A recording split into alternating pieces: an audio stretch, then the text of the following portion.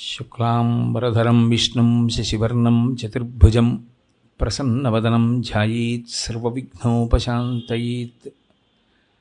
గురుర్బ్రహ్మా గురుర్విష్ణుః గురుర్దేవో మహేశ్వరః గురుః సాక్షాత్ పరబ్రహ్మ తస్మై శ్రీ గురవే నమః. ధనము ధర్మము ప్రాముఖ్యత.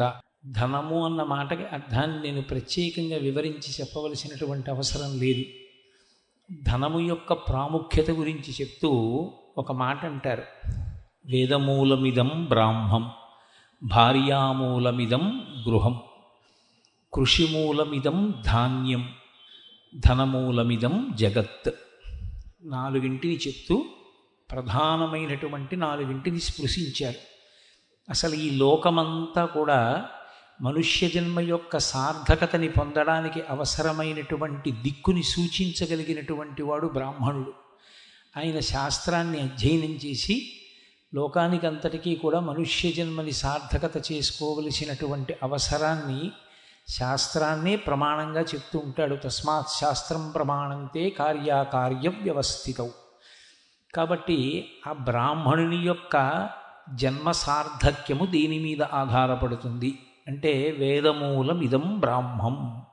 వేదమును సమగ్రముగా తెలుసుకుని వేదము యొక్క ప్రమాణమును ప్రధానముగా స్వీకరించి మాట్లాడగలిగినటువంటి స్థితప్రజ్ఞుడైన వాడెవరున్నాడో ఆయన. కాబట్టి బ్రాహ్మణుని యొక్క జీవితానికి వేదము ఆధారము. అలాగే భార్యామూలమిదం గృహం. అసలు మనం ఆశ్రమం మారుతాం, బ్రహ్మచర్యంలోంచి గృహస్థాశ్రమంలోకి వెళ్ళాడు అంటారు. గృహస్థాశ్రమంలోకి వెళ్ళాడు అంటే ఒక ఇల్లు మారడం కాదు, భార్యని స్వీకరించడం. భార్య అంటే పత్ని, యజ్ఞం చెయ్యడానికి అధికారము కలిగినటువంటి స్త్రీ, పక్కన కూర్చోవడానికి అధికారమును పొంది ఉంటుంది. అటువంటి పత్ని ధర్మపత్ని. ధర్మపత్నిని స్వీకరించిన ఆశ్రమం కాబట్టి ఆ ఆశ్రమంలో ఎవరు ప్రధానము అంటే భార్యయే. భార్య లేనినాడు దానికి ఇల్లన్న పేరే లేదు. అసలు యథార్థమునకు పురుషుని యొక్క సమస్త ఐశ్వర్యం ఎవరిది అంటే భార్యదే. భార్యది ఆయన దానం చేస్తున్నాడు తప్ప ఆయనది అని వేరుగా ఉండదు. 3 ముళ్ళు వెయ్యగానే ఐశ్వర్యం అంతా ఆవిడికే చెందుతుంది శాస్త్రంలో. అందుకే పురుషుడు పెళ్లిపీటల మీదకి నడిచొస్తాడు. కానీ ఆడపిల్లను అలా తీసుకురారు. పద్మం ఒక లక్ష్మీదేవిని తీసుకొచ్చినట్టే పద్మంలో కూర్చోబెట్టి మేనమామలు తీసుకొస్తారు పెళ్లిపీటల మీదకి. కాబట్టి ఆశ్రమం మారినప్పుడు వేదాన్ని ప్రమాణంగా మనం మాట్లాడవలసి వస్తే ఐశ్వర్యమంతా ఆమెకే చెందుతుంది. కాబట్టి భార్యామూలమిదం గృహం. ఆ భార్య లేనినాడు ఆ ఇంట్లో ఉన్న ఇంటికి అందము లేదు. అసలు ఆ ఇంటిని ఇల్లని పిలవరు. పురుషుని యొక్క శాంతి స్థానము భార్యయే. పురుషుని యొక్క పితృరుణం తీరడానికి, సంతానములు కలడానికి కారణమైనటువంటి ధర్మక్షేత్రము భార్యయే. దేవతారుణం తీరడానికి ఒక యజ్ఞం చెయ్యాలి అంటే ఆమె పక్కన ఉండాలి పత్ని. కడుపున పుట్టిన ఆడపిల్లని కన్యాదానం చెయ్యాలన్నా పక్కన భార్య ఉండాలి. ఆమె లేనినాడు పురుషునికి అసలు అధికారము లేదు, ఏ పుణ్యకార్యమును చెయ్యకూడదు. కాబట్టి భార్యామూలమిదం గృహం, కృషిమూలమిదం ధాన్యం. ఎక్కడైనా 4 తిండి గింజలు దొరకాలి అంటే కృషిమూలమిదం ధాన్యం. వ్యవసాయము ప్రధానమై ఉంటుంది. భూమిని దున్ని విత్తులు వేసి ఆ పెరిగినటువంటి సస్యములను రక్షించి చీడాపీడా పట్టకుండా చూసి సరి అయిన కాలమునందు కోత కోసి గింజ దులిపి బస్తాకెత్తి నిల్వ చేసి 10 మందికి సమాజంలో అందించడానికి సిద్ధపడినటువంటి ఆరుగాలం కష్టపడేటటువంటి వ్యవసాయదారుడు ఉంటే తప్ప అసలు సాధ్యమే కాదు ఆ అన్నం దొరకడం అన్నది. కాబట్టి కృషిమూలమిదం ధాన్యం. ఇక ధనమూలమిదం జగత్. జగత్ అంటే జాయతే గచ్చతే ఇది జగత్. వచ్చిపోయేదంతా జగత్తే. ప్రపంచంలో వచ్చిపోయేది అంటే ఈ మాంసనేత్రమునకు కనపడేవి ఏ ఉన్నాయో వాటన్నిటినీ జగత్ అంటారు. మాంసనేత్రము చేత మీకు ఏదైనా కనపడింది అంటే అది వచ్చి వెళ్ళిపోయేది అని గుర్తు. దానికి ఒక పుట్టిన తేదీ ఉంటుంది కాబట్టి అది వెళ్ళిపోయే తేదీ కూడా ఉంటుంది. జనన మరణ చట్టమునకు ఇమిడిపోయేటటువంటి సమస్త ప్రపంచాన్ని కలిపి జగత్ అని పిలుస్తారు. కాబట్టి ధనమూలమిదం జగత్. ఆ జగత్తంతా దీని మీద ఆధారపడి ఉన్నది, ధనముపై ఆధారపడి ఉన్నది. అయితే ఇక్కడ మీరు ఒక్క విషయాన్ని కొంచెం జాగ్రత్తగా గమనించాలి. ధనమనేటటువంటి దాన్ని సంపాదించకూడదని కానీ, ధనాన్ని ద్వేషించండి అని కానీ, అసలు ధనం జోలికి వెళ్ళకూడదని కానీ ధనాన్ని కూడపెట్టవద్దని కానీ ఏ శాస్త్రము చెప్పలేదు, వేదం కూడా చెప్పలేదు. ధనమును ఆర్జించవలసిందే అని శాస్త్రాలు నొక్కి మాట్లాడాయి. ధనాన్ని సంపాదించకపోతే ఎంత ప్రమాదకరమైనటువంటి స్థితి ఏర్పడుతుందో కూడా చెప్తూ మాతా నిందతి నాభినందతి పిత భ్రాతా న సంభాషతే భృత్య కుప్యతి నానుగచ్చతి సుత భార్యాపి నాలింగతే అర్ధప్రార్థన శంకయా న కురుతే సల్లాపమాత్రం సుహృత్ తస్మాత్ నైతికమర్థమార్జన శృణు సఖే విత్తేన సర్వే వశాహ అన్నారు. మాత నిందతి, అమ్మ తిట్టదు, అమ్మ ఎప్పుడూ ఆశీర్వచనమే చేస్తుంది. అమ్మ నోటి వెంట ఏదైనా ఒకవేళ నిందావాక్యం వచ్చినా అది తాటాకుమంట.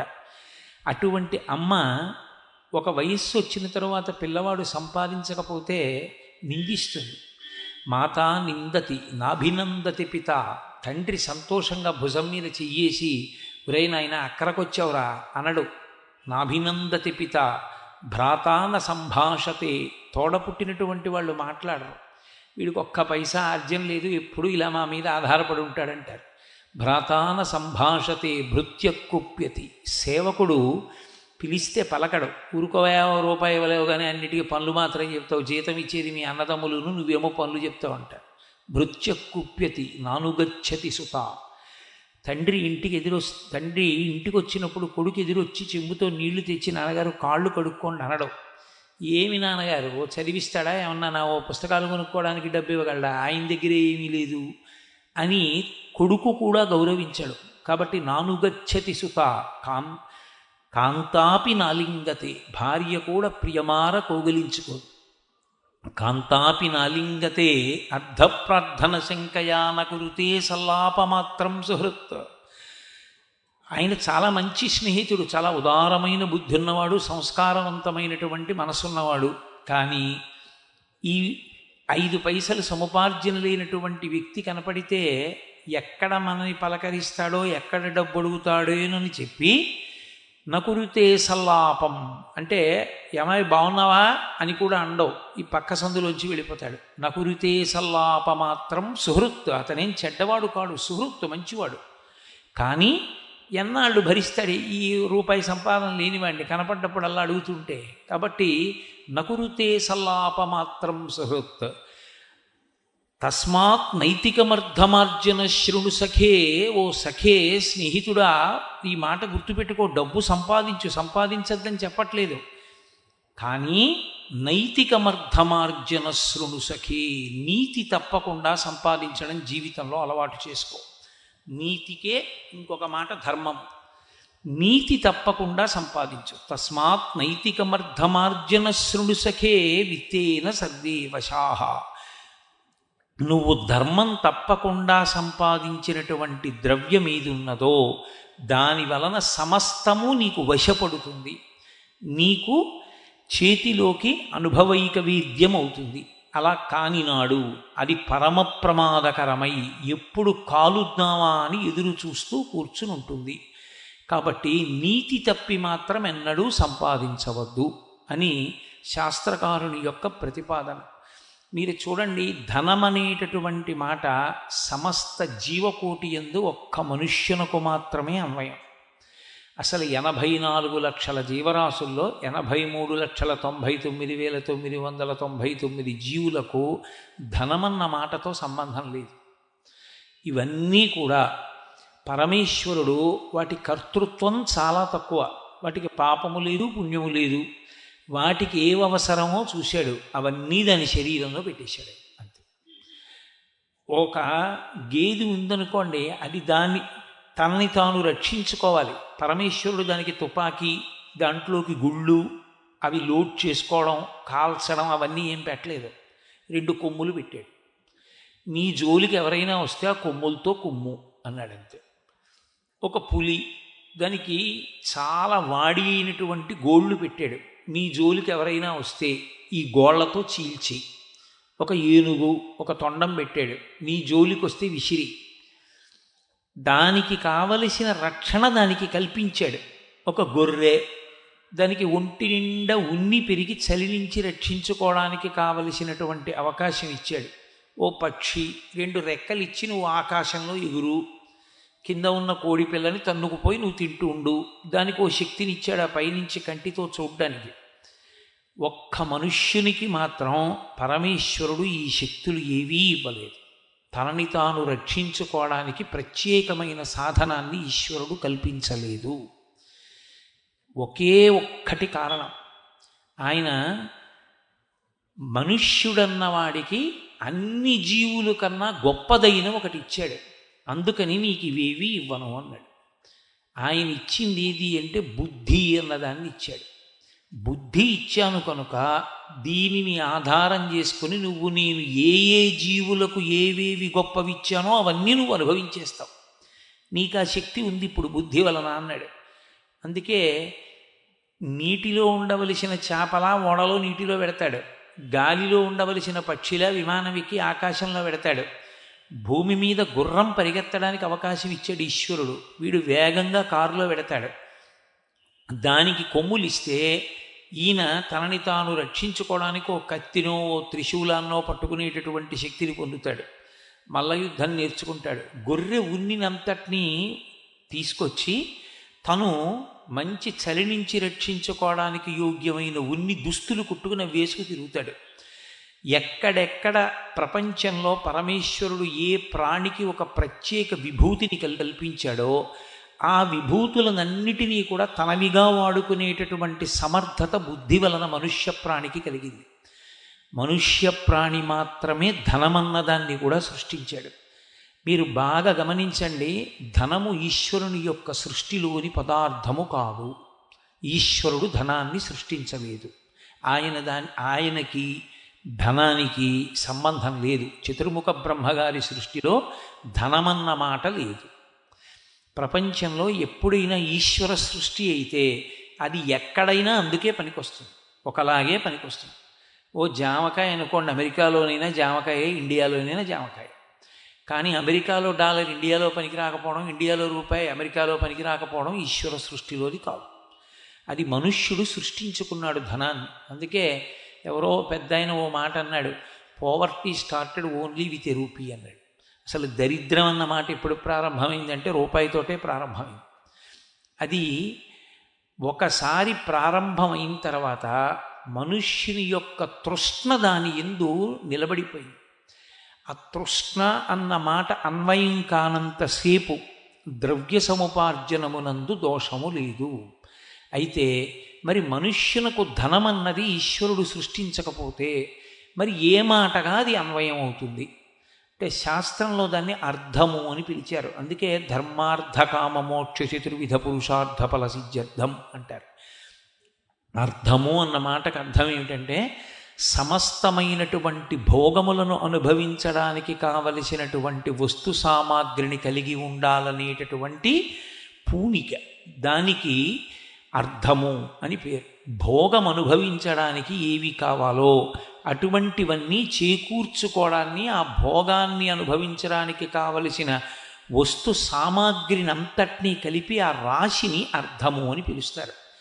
నేను మీకు ఇంకా బాగా అర్థమయ్యేటట్టు చెప్పాలంటే ఈ భోగము ఎవరి స్థాయిని బట్టి వాళ్ళకు ఉంటుంది. అందరి భోగము ఒక్కలా ఉండదు. మీరు చూడండి, ఒక్కొక్కడు ఉంటాడు, ఒక తాటాకు పాక భోగం, ఒకడికి రోడ్డు పక్కన పడుకోవడమే భోగం, ఆయన స్థాయి అంతవరకే ఉంటుంది. వేరొకడికి చాలా బయట ఎండగా ఉంటే లోపల చల్లగా ఉంటుంది, బయట చల్లగా ఉంటే ఆ బయట వేడిగా, బయట చల్లగా ఉంటే ఆయన లోపల వేడిగా ఉండేటట్టు చేసుకోగలడు. ఆయన ఎప్పుడూ కూడా తన మనసు ఏది బాగుంటుందంటుందో అటువంటి దాన్ని ప్రకృతికి విరుద్ధంగా కూడా తయారు చేసుకుని అనుభవించగలిగినటువంటి భోగములను ఏర్పాటు చేసుకునేటటువంటి ప్రయత్నాన్ని మనుష్య ప్రాణి ఒక్కడే చేస్తాడు. ఇది ఏర్పాటులో వచ్చినటువంటి క్రమమే ధనము. ఈ ధనము వలన ఏమవుతుంది అంటే దాని మీద సరి అయినటువంటి స్పష్టత, దాని గురించి ఒక అవగాహన లేనినాడు మనుష్య ప్రాణి దేనికి లొంగిపోతాడు అంటే తృష్ణకి లొంగిపోతాడు. తృష్ణ అన్న మాటకు అర్థం ఏంటంటే దానికి అంతేం ఉండదు. ఇంకా తృష్ణ అంటే కోరిక. మామూలు కోరికని తృష్ణ అనరు. తృష్ణ అని ఎప్పుడు పిలుస్తారంటే దాని వెంట పరిగెత్తడం ప్రారంభమవుతుంది. ఇంకా మృగతృష్ణ అంటుంటారు. మృగతృష్ణ అంటే ఎక్కడో నీళ్లున్నట్లు కనపడుతుంది, పరిగెడుతూ ఉంటుంది ఆ జంతువు. మళ్ళీ అక్కడెక్కడో దూరంగా నీడ కనపడుతుంది, ఆ నీడ చూసి మళ్ళీ అది చెరువు అనుకుంటుంది, మళ్ళీ పరిగెడుతుంది. పరిగెత్తి పరిగెత్తి పరిగెత్తి నీళ్లు దొరక్క ఆఖరికి ఆ ప్రాణి దాహంతో శరీరాన్ని విడిచిపెట్టేస్తుంది. మృగతృష్ణ, మృగమును దాహమును పొంది ఉన్నటువంటి మృగానికి నీటికయ్యలా కనపడి పరిగెత్తించి పరిగెత్తించి పరిగెత్తించి చంపేదేదో దానికి మృగతృష్ణ అని పేరు. తృష్ణ అంటే చులకన చేసి పరిగెత్తిస్తుంది. ఇంకా తన మీద తనకి నియంత్రణ ఉండదు, నియంత్రణ కోల్పోతాడు. కోల్పోయి జీవితంలో అత్యంత ప్రధానమైనది ఏది? డబ్బు సంపాదించడం. ఇక ఆ డబ్బు సంపాదించడము అన్న మాట వచ్చేటప్పటికి దాని పక్కనే నీడ ఒకటి ఏర్పడుతుంది, కామము. కామమే భోగమునకు కారణము. కామము అంటే అన్ని వేళలా స్త్రీ పురుష సంబంధమైన హేయమైన కామంగా స్వీకరించకూడదు. కామము అంటే కోరిక. తృష్ణ పొంది ద్రవ్యార్జనము వైపుకి ఎవడు పరిగెత్తాడో వాడు గడ్డి పరక కన్నా చులకన అయిపోతాడు. ఎవరికి? తృష్ణకి. అది అలా వశం చేసుకుంటుంది మనిషి. ఆ తృష్ణకి ఈ వ్యక్తి ఒక గడ్డి పరక లాంటి వాడిది, తిప్పుతుంది. ఇంకా ఆయనకి ఆలోచించుకునే అవకాశం ఏమి ఉండదు. ఆయనకి ఇంకా తన బుద్ధిని ప్రయోగించుకునేటటువంటి లక్షణం ఉండదు, యుక్తాయుక్త విచక్షణ ఉండదు. పరిగెడుతూ ఉంటాడు, తీసుకొస్తూ ఉంటాడు, పరిగెడుతూ ఉంటాడు, తీసుకొస్తూ ఉంటాడు. ఎలా తీసుకొస్తున్నానన్న దాంతో ఏమి సంబంధం ఉండదు, ఎంత తీసుకొస్తున్నానన్న దాంతోటే సంబంధం. ఎలా తీసుకొస్తున్నాను అన్నది ఆలోచించాడనుకోండి, ధర్మం వైపు గొరిగిపోయాడని గుర్తు. ఎంత తీసుకొస్తున్నానని ఆలోచించాడనుకోండి, ధర్మంతో తెగిపోయాడని గుర్తు. ధర్మంతో ఒకసారి తెగిపోయి తృష్ణకి కాని వశుడైపోయాడా, ఉత్తర క్షణంలో పక్కన పెరిగేది ఏది అంటే కామము.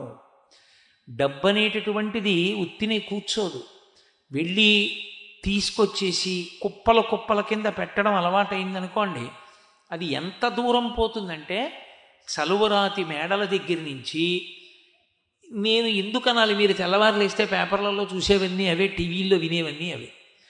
ఎంత దూరం పోతుందంటే ఎంతంత గొప్ప గొప్పవైనా సరే తనవిగా కలిగి ఉండాలనేటటువంటి కోరికకి వెళ్ళిపోతాం. ఆఖరికి ఓ టిక్కెట్టు కొనుక్కుని విమానం ఎక్కడం కాదు, తన సొంత హెలికాప్టర్లు, తన సొంత విమానాలు, తన సొంత ఎయిర్పోర్ట్ దాకా కూడా వెళ్ళిపోతాడు. ఆ తృష్ణకి హద్దే ఉంది. ఇంకా అది కామము. పక్కన అనుభవించాలనేటటువంటి కోరిక ప్రబలిపోతుంది. ఈ అనుభవం ఎక్కడ వరకు వెడుతుంది అంటే, అనుభవించాలన్న కోరిక తనకి ఏ రంగంలోకి దేనికి సంబంధించినదైనా దాన్ని అందుకునే ప్రయత్నం చేసి తనదిగా అనుభవిస్తూ ఉంటాడు. ఇది ఎలా ఉంటుంది అంటే, శాస్త్రంలో దాన్ని ఏమన్నారంటే, అగ్నిహోత్రమునందు నేతిని పోసి ఆర్పుటకు ప్రయత్నించుట. ఓ చోట ఒక పెద్ద మంట లేచింది. ఆ మంట ఆర్పడానికి తండ్రి నీటి కోసం పరిగెత్తాడు. అక్కడే యాగం చేద్దామని పెట్టుకున్నటువంటి ఆవు నేతి కుండ ఒకటి ఉంది. ఈ వేడికి ఆ నేతి కుండలో ఉన్న నెయ్యి కరిగిపోయింది. పిల్లవాడు చూసి అనుకున్నాడు, నీళ్లలాగే ఉందిగా, ఇది పోస్తే మాత్రం ఎందుకు ఆరదు అని కుండలో ఉన్న నెయ్యి తీసుకెళ్ళి పోసాడు. నెయ్యి పోస్తే అసలు అగ్నిహోత్రం ఆరుతుందా? ఇంకా భగ్గున మండుతుంది. కోరిక తీర్చుకోవడం వల్ల తృప్తి వస్తుందనుకోవడం నేతిని పోసి అగ్నిహోత్రాన్ని ఆర్పాలనేటటువంటి ప్రయత్నం వంటిది. కోరికలు తీర్చుకోవడం వల్ల ఎప్పుడూ ఆరదు. ఎందుకంటే మనసుకి ఒక పెద్ద బలహీనత ఒకటి ఉంటుంది.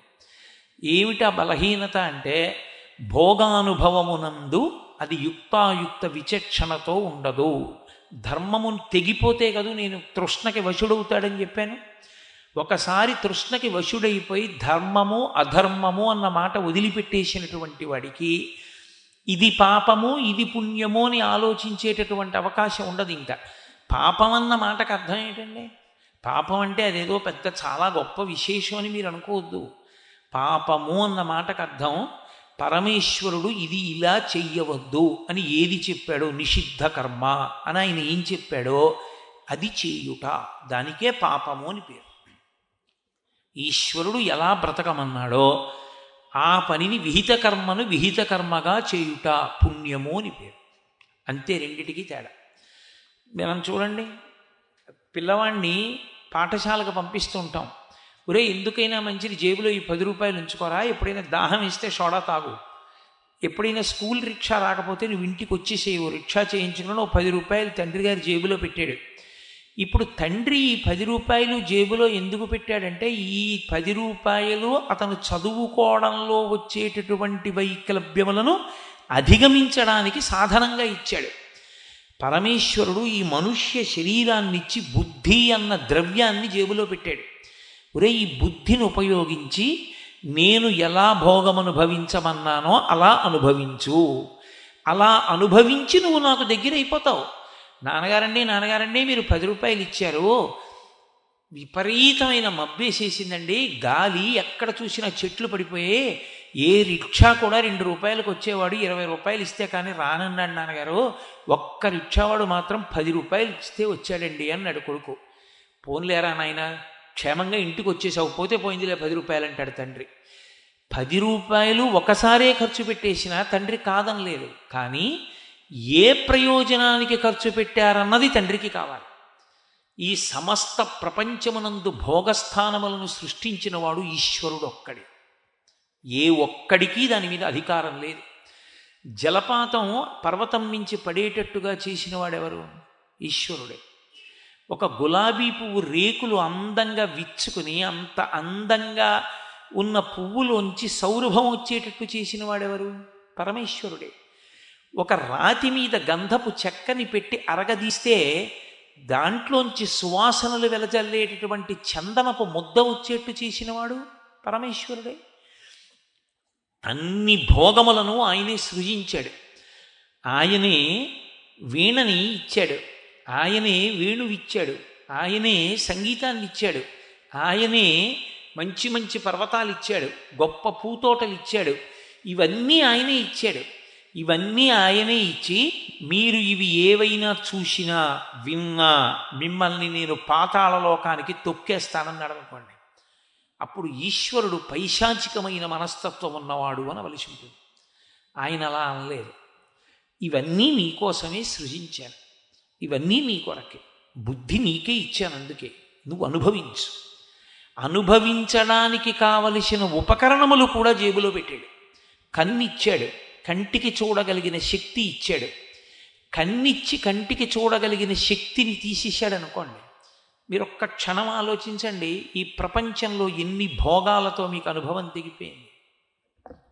ఓ పర్వతం చూడగలరా, ధ్వజస్తంభం చూడగలరా, దేవాలయం చూడగలరా, కడుపున పుట్టిన కొడుకుని చూస్తారా, లేకపోతే దేవాలయంలో పరమేశ్వర మూర్తిని చూస్తారా, పూతోట చూస్తారా, ఏం చూస్తారా?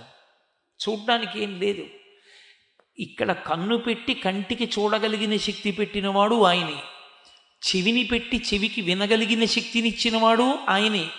నువ్వు ఒక మధురమైనటువంటి సంగీతం ఉంటే విను, పక్షి కూత వినపడితే విను, భ్రమరము యొక్క ఝంకారమును విను, కొడుకు యొక్క వచ్చిరాని మాటలను విను, పెద్దలు చెప్పిన మంచి మాటలు విను. ఇన్నిటికీ కూడా సాధనంగా ఆయనే చెవిని పెట్టాడు. ముట్టుకున్నప్పుడు సంతోషాన్ని పొందడానికి, కొడుకు ముట్టుకున్నప్పుడు పొందే ఆనందాన్ని అనుభవించడానికి చర్మానికి, ఆ స్పర్శేంద్రియానికి ఆ శక్తిని ఇచ్చాడు, స్పర్శ శక్తిని. ముక్కుకి వాసన పసిగట్టగలిగిన శక్తిని ఇచ్చాడు. కంటికి చూడగలిగిన శక్తిని ఇచ్చి చూడడానికో వస్తువు అన్నది లేకుండా చేశాడు అనుకోండి. అసలు ప్రపంచమునందు ఏమీ లేవు, శూన్యం, కనుచూపు మేర ఏమీ ఉండదు అన్నాడు అనుకోండి. అప్పుడు కంటికి అర్థం ఏమిటి? ఇంకా కన్ను ఇచ్చాడు, చూడడానికి ఎన్నో ఇచ్చాడు, కానీ ఒక్క నియమం పెట్టాడు. 10 రూపాయలు ఇచ్చి నేను కోరుకున్నట్టుగా ఖర్చు పెట్టని చెప్పిన తండ్రిలా ఈ భోగములను ఈ కంటితో అనుభవించేటప్పుడు నేను చెప్పినట్టు అనుభవించు అని చెప్పాడు. ఆయన చెప్పినట్టు ఎవడు అనుభవించాడో వాడు పుణ్యాత్ముడు. ఆయనేం కాదనలేదు. నీకు పాయసం తినాలనుందా, వండుకో, ఒకరికి ఒక గరిటెడు పాయసం పెట్టి మిగిలిన ప్రసాదాన్ని నువ్వు తీసుకో, ఈశ్వరుడికి చూపించి. నీకు ఒక మంచి పంచె కట్టుకోవాలనుందా, కట్టుకో, కాస్త పసుపు పెట్టి ఇది ఈశ్వరానుగ్రహం, పత్తి పండితే కదూ పంచి వచ్చింది, భూమికి పత్తి పండేటట్టుగా చేసిన అనుగ్రహం పరమేశ్వరుడిది శర్వుడిగా, కాబట్టి ఓ పసుపు పెట్టి ఈశ్వర ప్రసాదంగా ఓ పంచె కట్టుకో. నువ్వు 4 మాటలు చెప్పగలవా? చెప్పగలిగిన శక్తి ఆ ఈశ్వరుడే అని ఆయనకి నీ ప్రార్థన చేసి చిట్ట చివర ఆయనకి మంగళంతో పూర్తి చేయి. అనుభవించు. ఏది అనుభవించినా ఈశ్వర ప్రసాదంగా అనుభవించు అన్నాడు. ఇప్పుడు ఈశ్వర ప్రసాదంగా అనుభవించు అన్నప్పుడు ఆయన ఇది ఇలా అనుభవించవద్దు అని కూడా చెప్పాడు. నువ్వు దీని జోలికి వెళ్ళడానికి వీల్లేదు, దీన్ని నువ్వు అనుభవించకూడదన్నాడు. మరి అటువంటప్పుడు ఆ వస్తువు ఎందుకు ప్రపంచంలో? అంటే ఆ వస్తువు తిన్నగా నీకు పనికి రాకపోవచ్చు, సంస్కరింపబడి పనికి రావచ్చు, వేరొకరికి పనికి రావచ్చు. ఓ పాము ఉంది, పాములో విషం ఉంది. పాములో విషం మనకి పనికి రాకపోవచ్చు, కానీ సంస్కరించి దాన్ని ఔషధిగా ఇచ్చే వైద్యుడికి పనికొస్తుంది. వైద్యుడు దాన్ని ఔషధం చేసి ఇస్తాడు, అప్పుడు అది వ్యాధి తగ్గిస్తుంది. పావుగా పొలంలో ఎలకల్ని పట్టి వ్యవసాయదారుణ్ణి కాపాడుతుంది. ఎవరికి పనికి రావాలో వాళ్ళకి పనికొస్తుంది. నీకెందుకు పావుతో ఆడుకోవడం? నువ్వు పావు జోలికి వెళ్ళకూడదు. పరమేశ్వరుడు ఈ సమస్త సృష్టి ఆయన చేతనే చెయ్యబడింది. జ్ఞానేంద్రియములు కర్మేంద్రియములు ఆయన వలనే ఇవ్వబడ్డాయి. పాపపుణ్య వివక్ష ఏ ప్రాణికి లేదు. ఆయన పెట్టిన వివక్ష అలా ఒక్క మనుష్య ప్రాణికి మాత్రమే. మనుష్యుడొక్కడే ఏది ఈశ్వరుడు చెప్పాడో అది చెయ్యాలి, ఏది ఈశ్వరుడు చెయ్యవద్దన్నాడో అది చేయకుండా ఉండాలి. మీరు ఈ విషయాన్ని కొంచెం జాగ్రత్తగా గమనించవలసి ఉంటుంది. మిగిలిన అన్ని ప్రాణులకి కలిపి ఒక్కటే ధర్మం, పశుధర్మం. దానికి ఇంకేం లేదు ధర్మం. అది దాని బుద్ధికి ఏం తోస్తే చేసేస్తుంది, అదే ధర్మం. కానీ మనుష్యుడు అలా చేయకూడదు. పరమేశ్వరుడు శాస్త్రంగా వేదంగా ఏం చెప్పాడో అలాగే బ్రతకాలి, అలాగే అనుభవించాలి. దానికే ధర్మము అని పేరు. పాపమో పుణ్యమో అన్న 2 మాటలకు ఎలా చెయ్యాలి అనేటటువంటి విషయం మీద అవగాహన కలగడానికి పరమేశ్వరుడు వేదంలో ఎలా బ్రతకమని చెప్పాడో అలా బ్రతకమని చెప్పిన విషయాన్ని తెలుసుకుని బ్రతకడానికే ధార్మికంగా బ్రతికాడు అని అంటారు.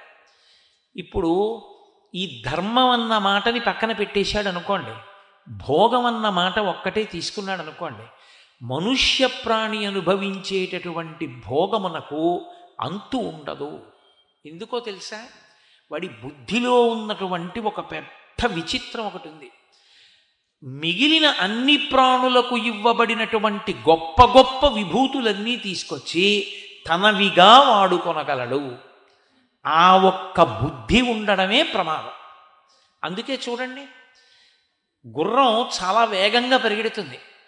ఓ 10 గుర్రాలతో ఒక అందమైన రథం చేయించుకుని ఆ రథంలో వెళ్ళాలి. ఏ మార్గంలో తీసుకొస్తున్నాడు సంబంధం లేదు, డబ్బు తీసుకొస్తున్నాడు. ఇప్పుడు దానివల్ల భోగకారకం. ఒక గుర్రానికి పరిగెత్తే శక్తి ఉంది, 10 గుర్రాలతో బండి కట్టుకు పెడతాడు. అలాగే ఓ ఏనుగుకి దంతం ఉంది, ఎక్కడో అరణ్యంలో ఉన్నటువంటి ఏనుగు యొక్క దంతాల్ని కోసి తీసుకొచ్చి ఇంట్లో బొమ్మలు చేసి పెట్టుకుంటాడు. తృష్ణ అన్న మాటకు అర్థం ఏంటో తెలుసా? అన్నం తినడం, మంచినీళ్లు తాగడం కాదు. తృష్ణ అన్న మాటకు అర్థం ఈ సమస్త ప్రపంచమునందు ఉన్నటువంటి వాటిని తన భోగము కొరకు, తన సంతోషము కొరకు తెచ్చి వాడుకునేటటువంటి ప్రయత్నం చేయడం. దీనికి ప్రధానమైన సాధనం ఏది అంటే ధనము. ఆ డబ్బు కాని చేతిలో ఉన్నదా, మీరు ఏది కోరుకుంటే దాన్ని అనుభవించగలిగినటువంటి శక్తి నిక్షేపింపబడి ఉంది మనం పెట్టుకున్న కారణం చేతనే. ఓ ఏనుగు దంతం తేగలడు, ఓ జింక తోలు తేగలడు, పులి చర్మం తెచ్చుకోగలడు, పులి గోరు పీకి తీసుకొచ్చి మెడలో వేసుకోగలడు. ధనం చేతిలో ఉంటే ఎన్ని కోర్కెలైనా తీర్చుకోగలడు. కానీ ఆ కోర్కెలను తీర్చుకున్న కారణం చేత తాను తృప్తిగా ఉండగలడా? ఈ ఒక్క విషయాన్ని మీరు జాగ్రత్తగా ఆలోచించండి. కోర్కెని తీర్చేసుకుని ఈ కోరిక తీర్చేశాను కాబట్టి ఇంకా గొడవ వదిలిపోయింది, ఇహ నన్ను మళ్ళీ రాదా కోరిక అని అనడానికి మనసులో ఒక పెద్ద వ్యూహం ఉంటుంది. రుచి వాసన అంటారు. ధర్మమా అధర్మమా పక్కన పెట్టి అనుభవించు అంటుంది. ఓసారి అనుభవించేశాడు అనుకోండి, బాగుంది ఇంకొద్దులే అంటుంది. 10 రోజులు పోయాక మళ్ళీ అది పట్టుకురా అంటుంది. ఇప్పుడు ఒక కోరికే అన్ని మాటలు తిరగడం మొదలు పెడితే ఇక తృష్ణ అన్న పేరుతో అనేక కోర్కెలకి లొంగిపోయినవాడు మళ్ళీ అవే కోర్కెలు మారి మారి మారి మారి పుడుతుంటే వాటినన్నింటినీ కూడా అనుభవించడానికి ఎంత ధనాన్ని తీసుకురావాలి. ఈ ధనం తృష్ణ ఈ రెండు పక్క పక్కనే పెరిగిపోతున్నంతసేపు మనిషికి శాంతి అన్న మాట ఇంకా ఉండదు. ఇక పరిగెడుతూ ఉండడమే. ఆ తృష్ణ వెంట పరిగెడుతూ ఉంటాడు. గడ్డి పరకని ఎలా తిప్పుతుందో సుడిగాలి, తృష్ణ మనిషిని అలా తిప్పేస్తుంది. అందుకే భాగవతం దశమస్కందంలో పోతన గారు ఒక అద్భుతమైన ఘట్టాన్ని ఇచ్చారు. దానికి తృణావర్తోపాఖ్యానము అని పేరు. యశోదాదేవి చిన్ని కృష్ణుణ్ణి ఒళ్ళో పెట్టి కూర్చుంది. సుడిగాలి రూపంలో వచ్చాడు రాక్షసుడు. ఆయనకి తృణావర్తుడు అని పేరు. తృణము అంటే గడ్డిపరక, ఆవర్తము అంటే తిప్పుట. ఆ సుడిగాలి రూపంలో వచ్చాడు. వచ్చి ఒళ్ళో ఉన్న పిల్లవాడు ఒళ్ళో బరువు అయిపోయాడు. యశోదకి పక్కన పెట్టింది. వచ్చి గిర్ర గిర్ర గిర్ర గిర్ర చుట్టి అది మట్టి విసురుతుంది. ఆ మట్టి విసరడంలో కళ్ళల్లో పడిపోయి అందరికీ కళ్ళు కనపడడం మానేసి, అందరికీ కళ్ళు కనపడని స్థితిని ఆధారం చేసుకుని గిరగిరా తిప్పి పైకి తీసుకెళ్ళిపోయాడు. చులకన అయిపోయాడు, అంతే, పైకి ఎత్తుకుపోయాడు. పోతన గారు అన్నారు, సుడియరుగని హరిసుడివడ సుడిగాలి తెరంగు రక్కసుడు విసిడిడియా సుడిగాలి ధూళి కన్నుల సుడివడ గోపకులు బెగడి సుడివడి రధిపా అన్నారు. సుడి గాలి ఎలా తిరుగుతుందో పద్యంలో సుడి ఎలా తిరిగింది పోతన గారికి. ఆ గాలికి ధూళి వచ్చి చిన్ని కృష్ణుని యొక్క కన్నుల్లో కూడా పడిపోతే అసలు సుడంటే ఏమిటో తెలియనటువంటి కృష్ణ పరమాత్మ కూడా సుడిగాలి యొక్క అలజడికి లొంగిపోయాడా అన్నట్టుగా నటించాడు. ఇప్పుడు అది గిరగిర గిరగిర తిప్పి పైకి తీసుకుపోయింది. సుడిగాలి వెళ్ళిపోయింది. యశోద వెతుక్కుంది, ఏడి కొడుకు కనపడలేదు. ఆ సుడిగాలి ఎటు వెళ్ళిందో అటు పరిగెత్తింది పాపం. ఇక్కడ పెట్టి తింతనయుడిక్కడ నాడుచునుండె తానెక్కడ నుండి వచ్చి శిశువెక్కడి మార్గము పట్టిపోయనేడెక్కడ జొత్తునంచు వసితేక్షణ గ్రేపు తెరంగు కిన్నయ్యై ప్రొక్కుచుమాలు గోవు క్రియ భూస్థలివాలె దురంత చింతయ్యై అంటారు పోతన గారు. దూడ కనపడనటువంటి ఆవు ఎలా అరుస్తూ పరిగెడుతుందో అలా పరిగెత్తింది కృష్ణుడి కోసం. ఎంత పరిగెడితే కనపడతాడా? పైకి పట్టుకెళ్ళిపోయాడు తృణావర్తుడు. ఆ కృష్ణుణ్ణి చంపేద్దామని ప్రయత్నిస్తున్నాడు. ఆ పైనుంచి కింద పడేద్దాం, రాళ్ల మీద పడి కృష్ణుడు చనిపోతాడనుకున్నాడు. ఈ పైకి ఎత్తుకుపోబడినటువంటి కృష్ణుడు ఆ తృణావర్తుని యొక్క కంఠాన్ని రెండు చేతులతో గట్టిగా పట్టుకున్నాడు. ఇప్పుడు ఈ పిల్లాన్ని వదిలేద్దాం అనుకున్నాడు రాక్షసుడు. మెడని పట్టుకున్న చిన్ని కృష్ణుడు బరువైపోయాడు. బరువైపోయి వదిలేద్దాం అనుకున్నవాడు ఈ పిల్లాడి కంఠం వదిలితే చాలు, లేకపోతే నే కింద పడిపోయేటట్టున్నాను రాళ్ల మీద అని వదలరా వదలరా అని చేతులు పట్టుకు లాగుతున్నాడు. ఒకసారి పట్టుకున్న తర్వాత వదులుతాడు ఆ పరమేశ్వరుడు. గట్టిగా పట్టుకున్నాడు కంఠాన్ని. ఆ పైనుంచి ఒక్కసారి కృష్ణుడి యొక్క బరువు తట్టుకోలేక ఆ సుడిగాలి రూపంలో ఉన్నటువంటి తృణావర్తుడనబడేటటువంటి రాక్షసుడు భూమి మీద పడిపోయాడు. పురభంజను గోలకూలు పురముంబోలెన్ అంటారు పోతన గారు. హరికరతల పీడనమున్న పరవశుడై రాల మీద భగ్నంగకుడై సురవైరి భటుడు కూలెను పురభంజను గోలకూలు పురముంబోలెన్. ఆ చిన్ని కృష్ణుని యొక్క చేతుల బరువుకి తట్టుకోలేక ఆయన మెడలో వేలాడుతుంటే తృణావర్తుడన్న రాక్షసుడు కిందకొచ్చి రాళ్ల మీద పడి శరీరం అంతా ముక్క ముక్కలైపోయి చచ్చిపోయాడు. సరే, యశోద పరిగెత్తుకొచ్చింది, చూసింది, ఎంత గండం తప్పిందంది, పొంగిపోయింది. గత జన్మంబులనేమి చేసితిమో యాగశ్రేణులేమేమి చేసితిమో ఎవ్వరికేమి పెట్టితిమో ఏ సిద్ధాశ్రమమునం త్రొక్కితిమో ఇప్పుడు చూడగంటిమి చటను కృష్ణార్భకును నిర్భయున్నది. ఇందులో పోతన గారు ఒక రహస్యాన్ని దాచారు. తృణము అంటే గడ్డి పరక, ఆవర్తము తిప్పునది. తృష్ణకి వశుడైపోయినటువంటి వాణ్ణి అలా తిప్పేస్తుంది కోరిక. ఆ కళ్ళల్లో ధూళి పడిపోతుంది. కళ్ళల్లో ధూళి పడిపోయింది అన్న మాటకు అర్థం ఏంటంటే ఏది ఎదురుగుండా వచ్చేస్తోందో దాన్ని చూడలేడు. ప్రతి క్షణం ప్రతి నిమిషం వెళ్ళిపోతోంది అంటే మృత్యువు దగ్గరికి వచ్చేస్తోంది అని గుర్తు. ఎవడి ఊపిరి ఎప్పుడు ఆగిపోతుందో ఎవడికి తెలుసు? ఈశ్వరుడికి తప్ప తెలుసున్నవాడెవరూ లేడు. ఒక పక్కన తనక కాలం అయిపోతోంది, శరీరమా డస్సిపోతోంది, వృద్ధాప్యంలోక వెళ్ళిపోతున్నాడు, అయినా తృష్ణ విడిచిపెట్టదు. కాబట్టి ఇప్పుడు ఆ తృష్ణకి వశుడైపోయాడు. కళ్ళు కనపట్టలేదు, ఏమొచ్చేస్తోందో ఏం పోగొట్టుకుంటున్నాడో తెలియట్లేదు. వెడుతున్నాడు, డబ్బు తీసుకొస్తున్నాడు, అక్కడ పెడుతున్నాడు, కామ్యం అనుభవిస్తున్నాడు, మళ్ళీ పరిగెడుతున్నాడు, మళ్ళీ డబ్బు తెస్తున్నాడు, మళ్ళీ అనుభవిస్తున్నాడు. ఈ పరుగే తప్ప అసలు ఏది పోగొట్టుకుంటున్నానన్న దాన్ని జీవితంలో పూర్తిగా మర్చిపోయాడు.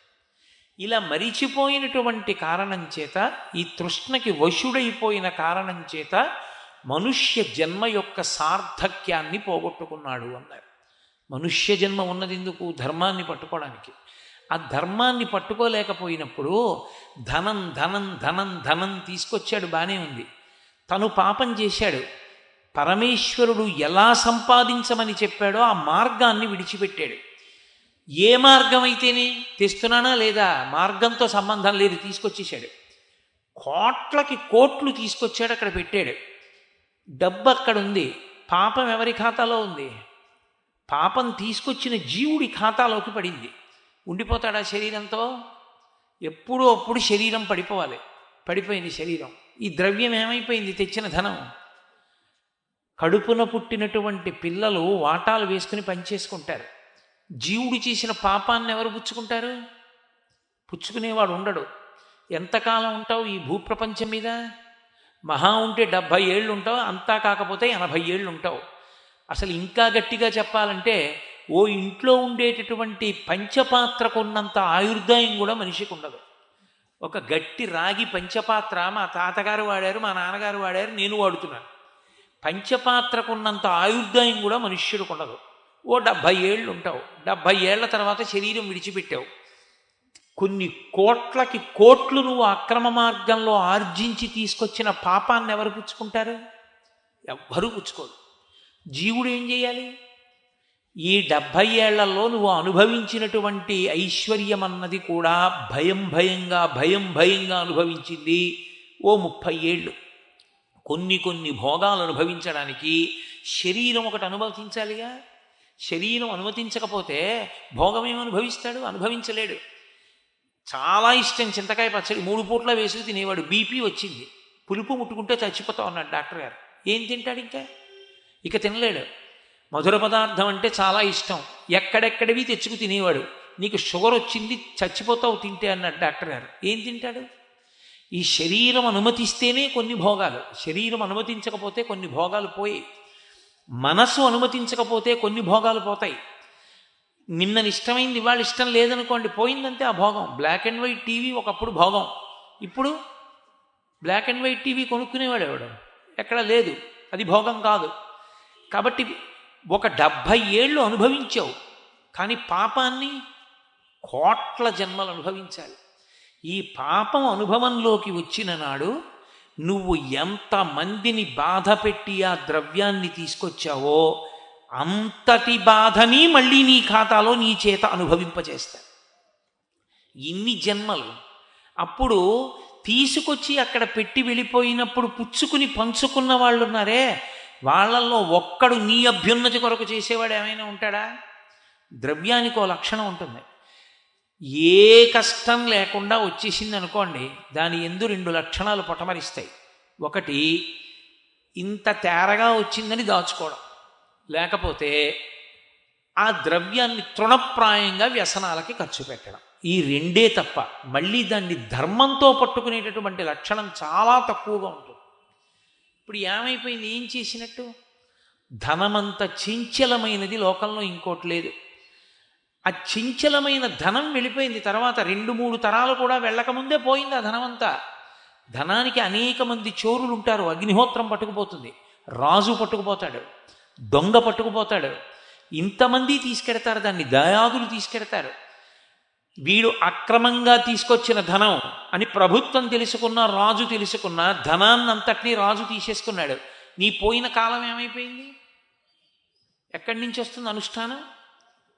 ఇప్పుడు ఎక్కడికెడతావు? ఏ దేవాలయానికి ఎడతావు? వెళ్ళడానికి అవకాశం ఏది? ఏ జపం చేస్తావు? ఏ పుణ్యకార్యం చేస్తావు? ఎక్కడికి వెళ్ళి తల నిటారుగా నిలబెట్టి మాట్లాడగలవు?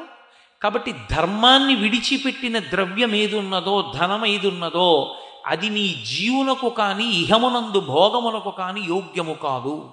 పైగా శాస్త్రమునందున్న లక్షణం ఏమిటో తెలుసా? ధర్మ మార్గంలో తీసుకురాని ద్రవ్యము ఎటువంటిది అంటే పైకి మంచుగడ్డలా కనపడుతున్నటువంటి అగ్నిహోత్రం అది. అది పాపము కనుక, పాప ఫలితము కనుక అది బాధ పెడుతూ వెళ్ళడాన్ని ఇష్టపడుతుంది. అది బాధ పెడుతూ వెళ్ళాలి కాబట్టి హాయిగా సంతోషంగా జీవనం చెయ్యవలసిన వాడు లక్షలకి లక్షలు తీసుకెళ్ళి ఎక్కడో కష్టంలోంచి బయటికి రావడానికి పెట్టుకోవలసి ఉంటుంది. దాన్ని ఎవడు చెప్పిన విషయం, ఎందుకు వచ్చినటువంటి అల్లరి? కాబట్టి తృష్ణకి లొంగవద్దు. ధనము ధర్మము అన్న మాటలో ప్రాముఖ్యత అన్న మాటకు అర్థం ఏంటంటే దేనికి విలువనివ్వవలసి ఉంటుంది అన్నది మనుష్య ప్రాణి చూసుకోవాలి. ఎప్పుడూ విలువ దేనికి అంటే ధర్మమునకే. ధర్మముతో ధనము ముడిపడకపోతే, ధర్మముతో ధనము ఆర్జనయందు ముడిపడకపోయినా, ధర్మముతో ధనము వ్యయమునందు ముడిపడకపోయినా అది ప్రమాదాన్ని తీసుకొస్తుంది. ఒక్క సంపాదనలో అనుకుంటున్నారేమో, కాదు. అది ఖర్చు పెట్టడంలో కూడా ధార్మికంగానే ఖర్చు పెట్టాలి. నేనేదో 10 లక్షల రూపాయలు ప్రావిడెంట్ ఫండ్లో ఉంటే 10 లక్షల రూపాయలు దానం చేశాననుకోండి, నే పాపం చేశానని వేస్తారు. అలా చేయడానికి వీల్లేదు. నేను కన్న సంతానానికి కొంత ద్రవ్యాన్ని ఇవ్వాలి. నేను ధార్మికమైన ద్రవ్యంలోంచి నేను పుణ్యకర్మ చేసుకోవడానికి కొంత ద్రవ్యాన్ని అట్టపెట్టుకోవాలి. నా శరీర పోషణకి కొంత ఉంచుకోవాలి. దేనికి ఎంతంత దాచుకోవాలో, దేనికి ఎంతంత వినిమయం చెయ్యాలో కూడా శాస్త్రం నిర్ణయం చేసింది. కాబట్టి ధర్మంతో ముడిపడని ఖర్చు ప్రమాదహేతు, ధర్మంతో ముడిపడనటువంటి ఆర్జన ప్రమాదహేతు. ధర్మంతో ముడిపడిపోయింది పరమ సంతోషకరం. ఇప్పుడు మీరు ఒక్కటి గుర్తుపెట్టుకోండి, ధర్మంతో ముడిపడిపోవడం అన్న మాటకు అర్థం ఎక్కడుంటుంది? తృప్తి ఎందు ఉంటుంది. తృప్తి లేదనుకోండి, ఎంత సంపాదించినా తృష్ణకి వశుడవుతాడు. తృప్తి ఉన్నదనుకోండి, ధర్మం వైపుకు ఒరిగిపోతాడు. నాకేముంది, పరమేశ్వరుడు నాకు ఇది ఇచ్చాడు, నాకు ఈశ్వరుడు ఇచ్చిన దానితో నాకు తృప్తి. తృప్తి అన్న మాట మీరు బాగా గుర్తుపెట్టుకోండి. మనసులోంచి పొటమరించేటటువంటి ఒక భావన తప్ప తృప్తి అన్నది బయట ఉన్న సాధనముల వలన ప్రత్యేకంగా వచ్చేది కాదు. మీరు కొంతమందిని చూడండి, పెంకుటింట్లో పరమ సంతోషంగా ఉంటారు. నేను మొన్ననే కాకినాడలో ఉపన్యాసాలు చెప్పొచ్చా. భగవాన్ రమణులు ఓ కొబ్బరి చిప్పని నేల మీద గోకి సమానంగా అయ్యేటట్టు చేసి కొబ్బరి చిప్పలో నీళ్లు పోసుకుని తాగేవారు. పరమ సంతోషంగా గడిపారు. కొన్ని వేల కన్నాలున్నటువంటి ఒక తుండుగుడ్డతో తుడుచుకుంటూ దేవేంద్రుడితో నేను ఒళ్ళు తుడుచుకుంటున్నానని సంతోషపడిపోయాడు. సంతోషం అన్నది ఇక్కడి నుంచి పొటమరించే భావన. ఈ వస్తువు ఉంటే సంతోషం ఉంటుందన్నది నిజమైతే ప్రపంచంలో అందరూ అన్ని వస్తువులు ఉన్నవాళ్లే సంతోషంగా ఉండాలి. మీరు చూడండి, కొడుకుంటే సంతోషంగా ఓడుంటాడు, కొడుకు లేడు కాబట్టి సంతోషంగా ఓడుంటాడు. పిల్లలు ఉన్నారని సంతోషంగా ఓడుంటాడు. పిల్లలు లేని దంపతులు కొంతమంది ఏ భవబంధాలు లేవు. పరమేశ్వరుడు మాకు ఇది చిట్ట చివరి జన్మ చేయడానికే మమ్మల్ని ఇలా అనుగ్రహించాడు. ఉన్న సమయాన్నంతటినీ ఈశ్వర సేవలో గడుపుతూ మాకున్న ద్రవ్యాన్ని లోకం పిల్లలు అనుకుని ఎవరి అవసరానికి కావలసి అలమటిస్తున్నారో వాళ్ళకిస్తూ సంతోషంగా జీవనాన్ని చేస్తారు. సంతోషమన్నది లోపల నుండి ఉద్భుతమవుతుంది. అది ఇక్కడ ఉంటుంది తప్ప బయట ఉండదు. అందుకే మీరు చూడండి, ఒక లడ్డు నాకు ఇష్టం అనుకోండి, మీరు తెచ్చి ఇలా చేతిలో పెడితే కొంత సంతోషం, నాలుక మీద పెట్టుకుంటూ ఉంటే కొంత సంతోషం. అసలు పరిపూర్ణమైన సంతోషం ఎప్పుడు? అది నాలుక మీద పడి నేనైపోయినప్పుడు. నాకు లడ్డు సంతోషం, వేరొకడికి అస్సలు ముట్టుకోనండి స్వీట్ అంటాడు. లడ్డే నిజంగా తృప్తినిచ్చేదైతే ప్రపంచంలో అందరికీ లడ్డు తృప్తినే ఇవ్వాలి. మరి ఒకడికి అసంతృప్తినిస్తోంది అంటే తృప్తి ఇక్కడి నుంచి పొటమరిస్తోంది, ఇక్కడి నుంచే పుడుతోంది. ఇక్కడి నుంచే పుట్టినప్పుడు దాన్ని ఈశ్వరుడితో ముడివేశారనుకోండి, నీకు తెలుసు నాకేమి ఇవ్వాలో, నువ్వేమిచ్చావో దాంతో నాకు తృప్తి. చిన్నతనంలో చూడండి, అమ్మ దాచేస్తుంది పదార్థం కొంత పెట్టి, హుష్ అని పిల్లెత్తుకుపోయిందిరా, ఇంకా లేదు నాన్న, పిల్లిని కొట్టేస్తాను, రేపు మళ్ళీ నీకు చేసి పెడతానే అంటుంది. ఏ అమ్మకి పెట్టడం ఇష్టం లేక కాదు, అంతకన్నా పెడితే వాడి ఆరోగ్యం పాడైపోతుందని పెట్టదు. పెట్టకుండా కొంతే పెట్టి దాచేస్తుంది. పెట్టకపోవడంలో కూడా అమ్మకి ప్రేమ ఉన్నది తప్ప పెట్టకపోవడంలో అమ్మలో పైశాచికత్వం లేదు.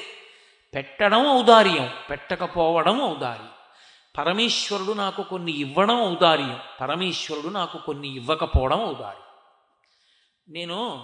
నేను చదువుకునే రోజుల్లో నాకు ఒకప్పుడు చాలా పెద్ద ఆఫీసర్ అయ్యే అవకాశం ఒకటి వచ్చింది.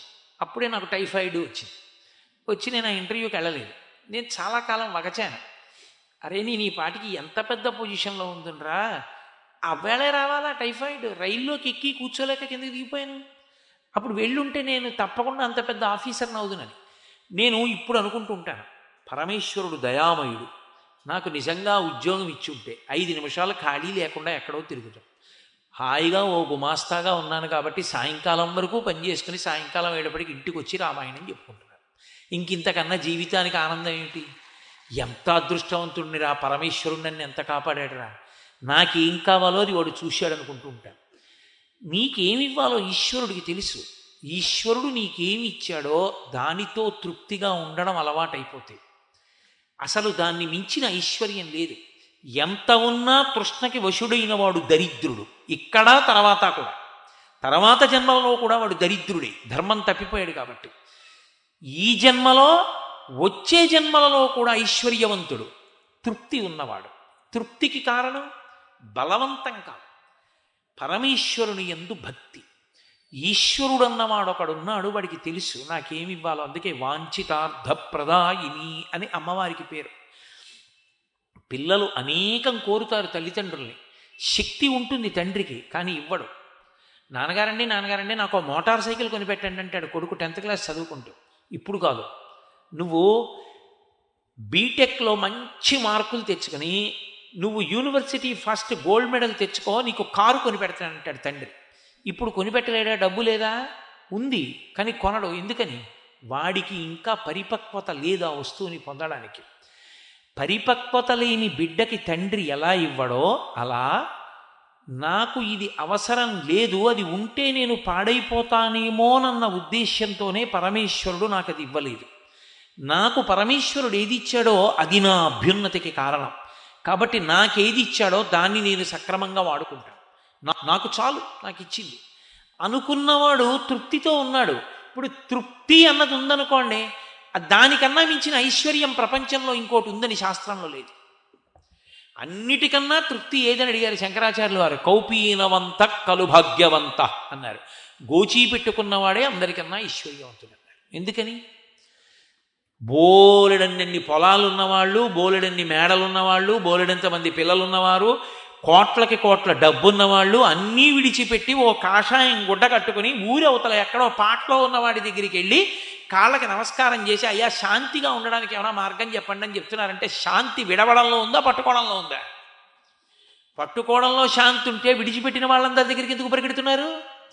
విడిచిపెట్టిన వాడు పట్టుకున్న వాళ్ళకి మార్గం చెప్తున్నాడు. కాబట్టి అందుకే పట్టు విడుపు అంటారు. పట్టుకోనివాడు విడవలేడు, విడవాలనుకున్నవాడు పట్టుకున్నవాడై ఉండాలి. అసలు పట్టుకోవడం ఎందుకు అంటే విడిచిపెట్టడం కోసమే. గృహస్థాశ్రమంలోకి ప్రవేశించడం ఎందుకంటే అసలు సుఖం అంటే ఎలా ఉంటుందో చూడడానికి. భార్య, బిడ్డలు, కుటుంబం, సంతోషం, సుఖం, ఏదో చక్కగా కొత్త బట్టలు కట్టుకోవడం, పాయసం వండించుకోవడం, తినడం, పిల్లలు అందరూ కలిసి కూర్చోవడం. ఎన్నాళ్ళు? నా కొడుకుని కన్నాను, వాడికి పెళ్లి చేశాను, పీటల మీద కూర్చున్నాను. వాడికి పుట్టినప్పుడు బాలసార చేశాను, పీటల మీద కూర్చున్నాను. వాడికి ఉపనయనం చేశాను, పీటల మీద కూర్చున్నాను. వాడికి స్నాతకం చేశాను, పీటల మీద కూర్చున్నాను. ఇప్పుడు వాడికో కొడుకు పుట్టాడు, నాన్నగారని మీరు కూర్చోండి అంటాడా? నేను కూర్చుంటానా?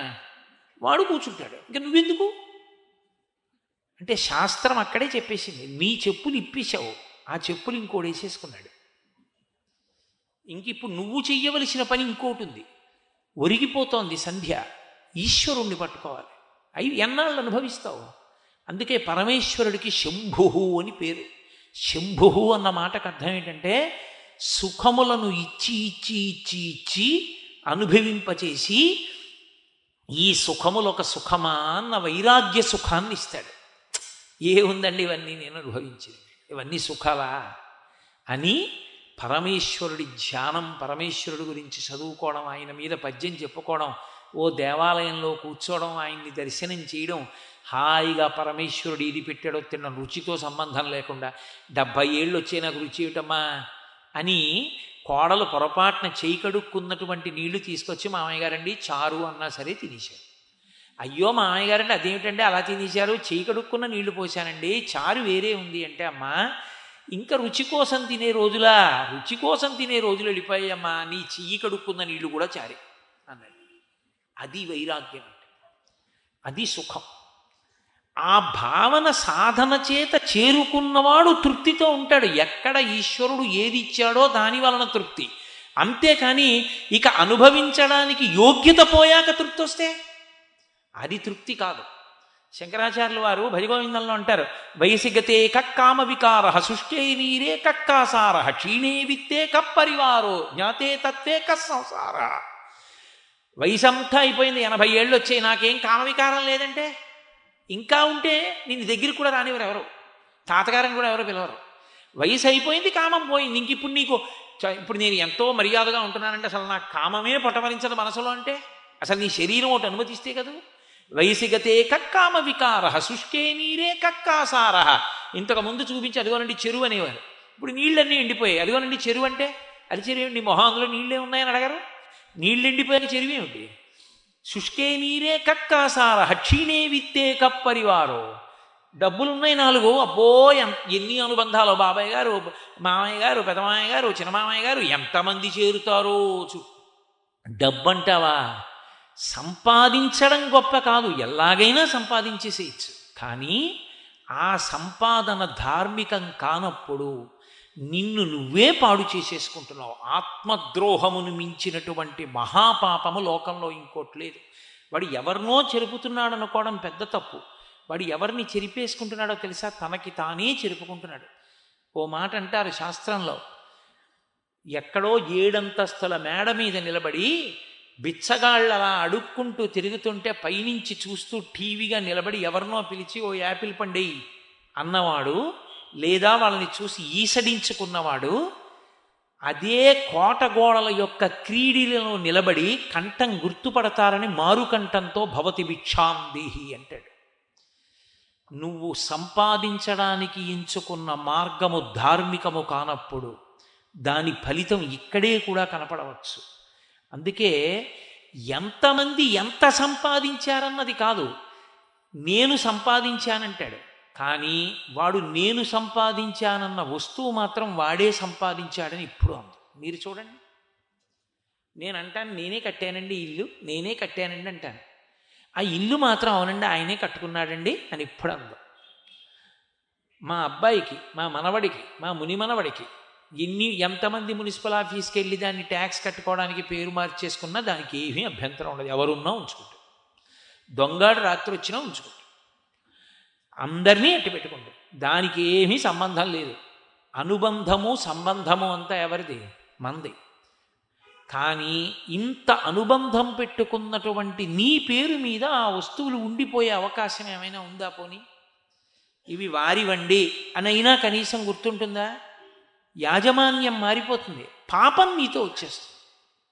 పాపానికి నువ్వు ఒక్కడివే అనుభవించవలసిన వాడివి. వస్తువుల యాజమాన్యము, వస్తువుల యొక్క అనుభవము వేరొకరివి, ఇంకొకళ్ళు అనుభవిస్తారు. వాడికి మనసు లేకపోతే అమ్మయ్య దరిద్రం వదిలిపోయింది, ఎప్పుడో చచ్చిపోతాడనుకున్నాను, అంత గొడవ లేకుండా ప్రభుత్వం పట్టుకుపోయింది, ఇప్పుడు నేనే అనుభవించేస్తున్నానని అనుభవించేస్తాడు, సుఖంగా అనుభవిస్తాడు. కాబట్టి కేవలము ద్రవ్యమును ధర్మమును విడిచిపెట్టి సంపాదించి అనుభవించి ఏదో నేను నుల్లుకుంటాననేటటువంటి మాట పరమ అర్థరహితము. దానివల్ల ఇక్కడ జీవితాన్ని పాడు చేసుకుంటాడు, ఉత్తర జన్మలయందు జీవుణ్ణి పాడు చేసేసుకుంటాడు. అందుకే మనిషి ప్రయత్నపూర్వకంగా దేని వైపుకి ఒరిగిపోవాలంటే ధర్మం వైపుకి ఒరిగిపోవాలి.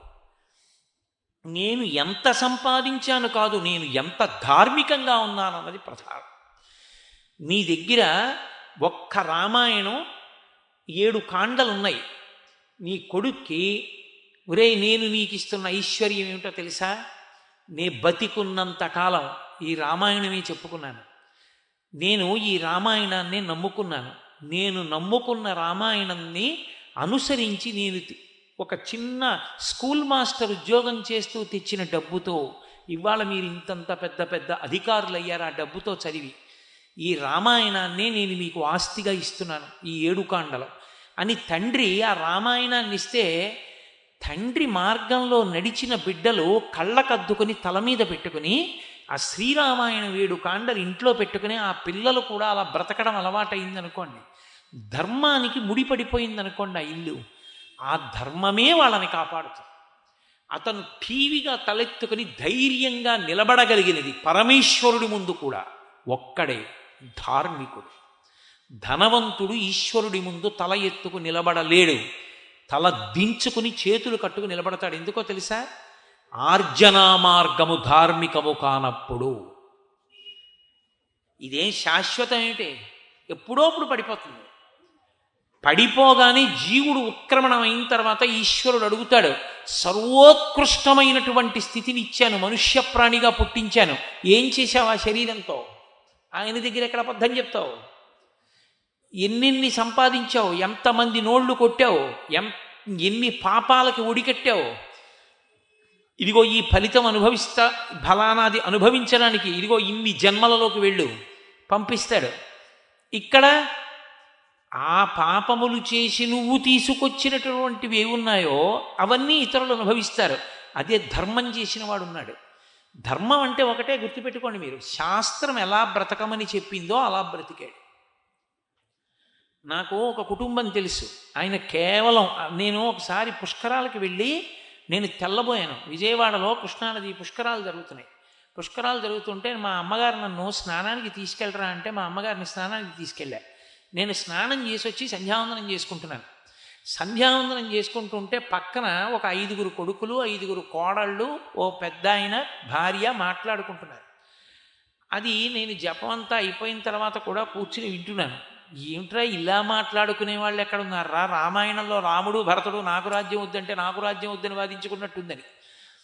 తండ్రి అంటున్నాడు, ఒరే నాకున్నదొక్క పెంకుటిల్లు, పెద్దవాళ్ళు అయ్యారు, మీరు ఇంతంత పెద్ద పెద్ద అధికారులు అయ్యారు, నాకున్న ఇల్లు అమ్మేసేసి 5 భాగాలు తీసుకోండిరా అన్నాడు.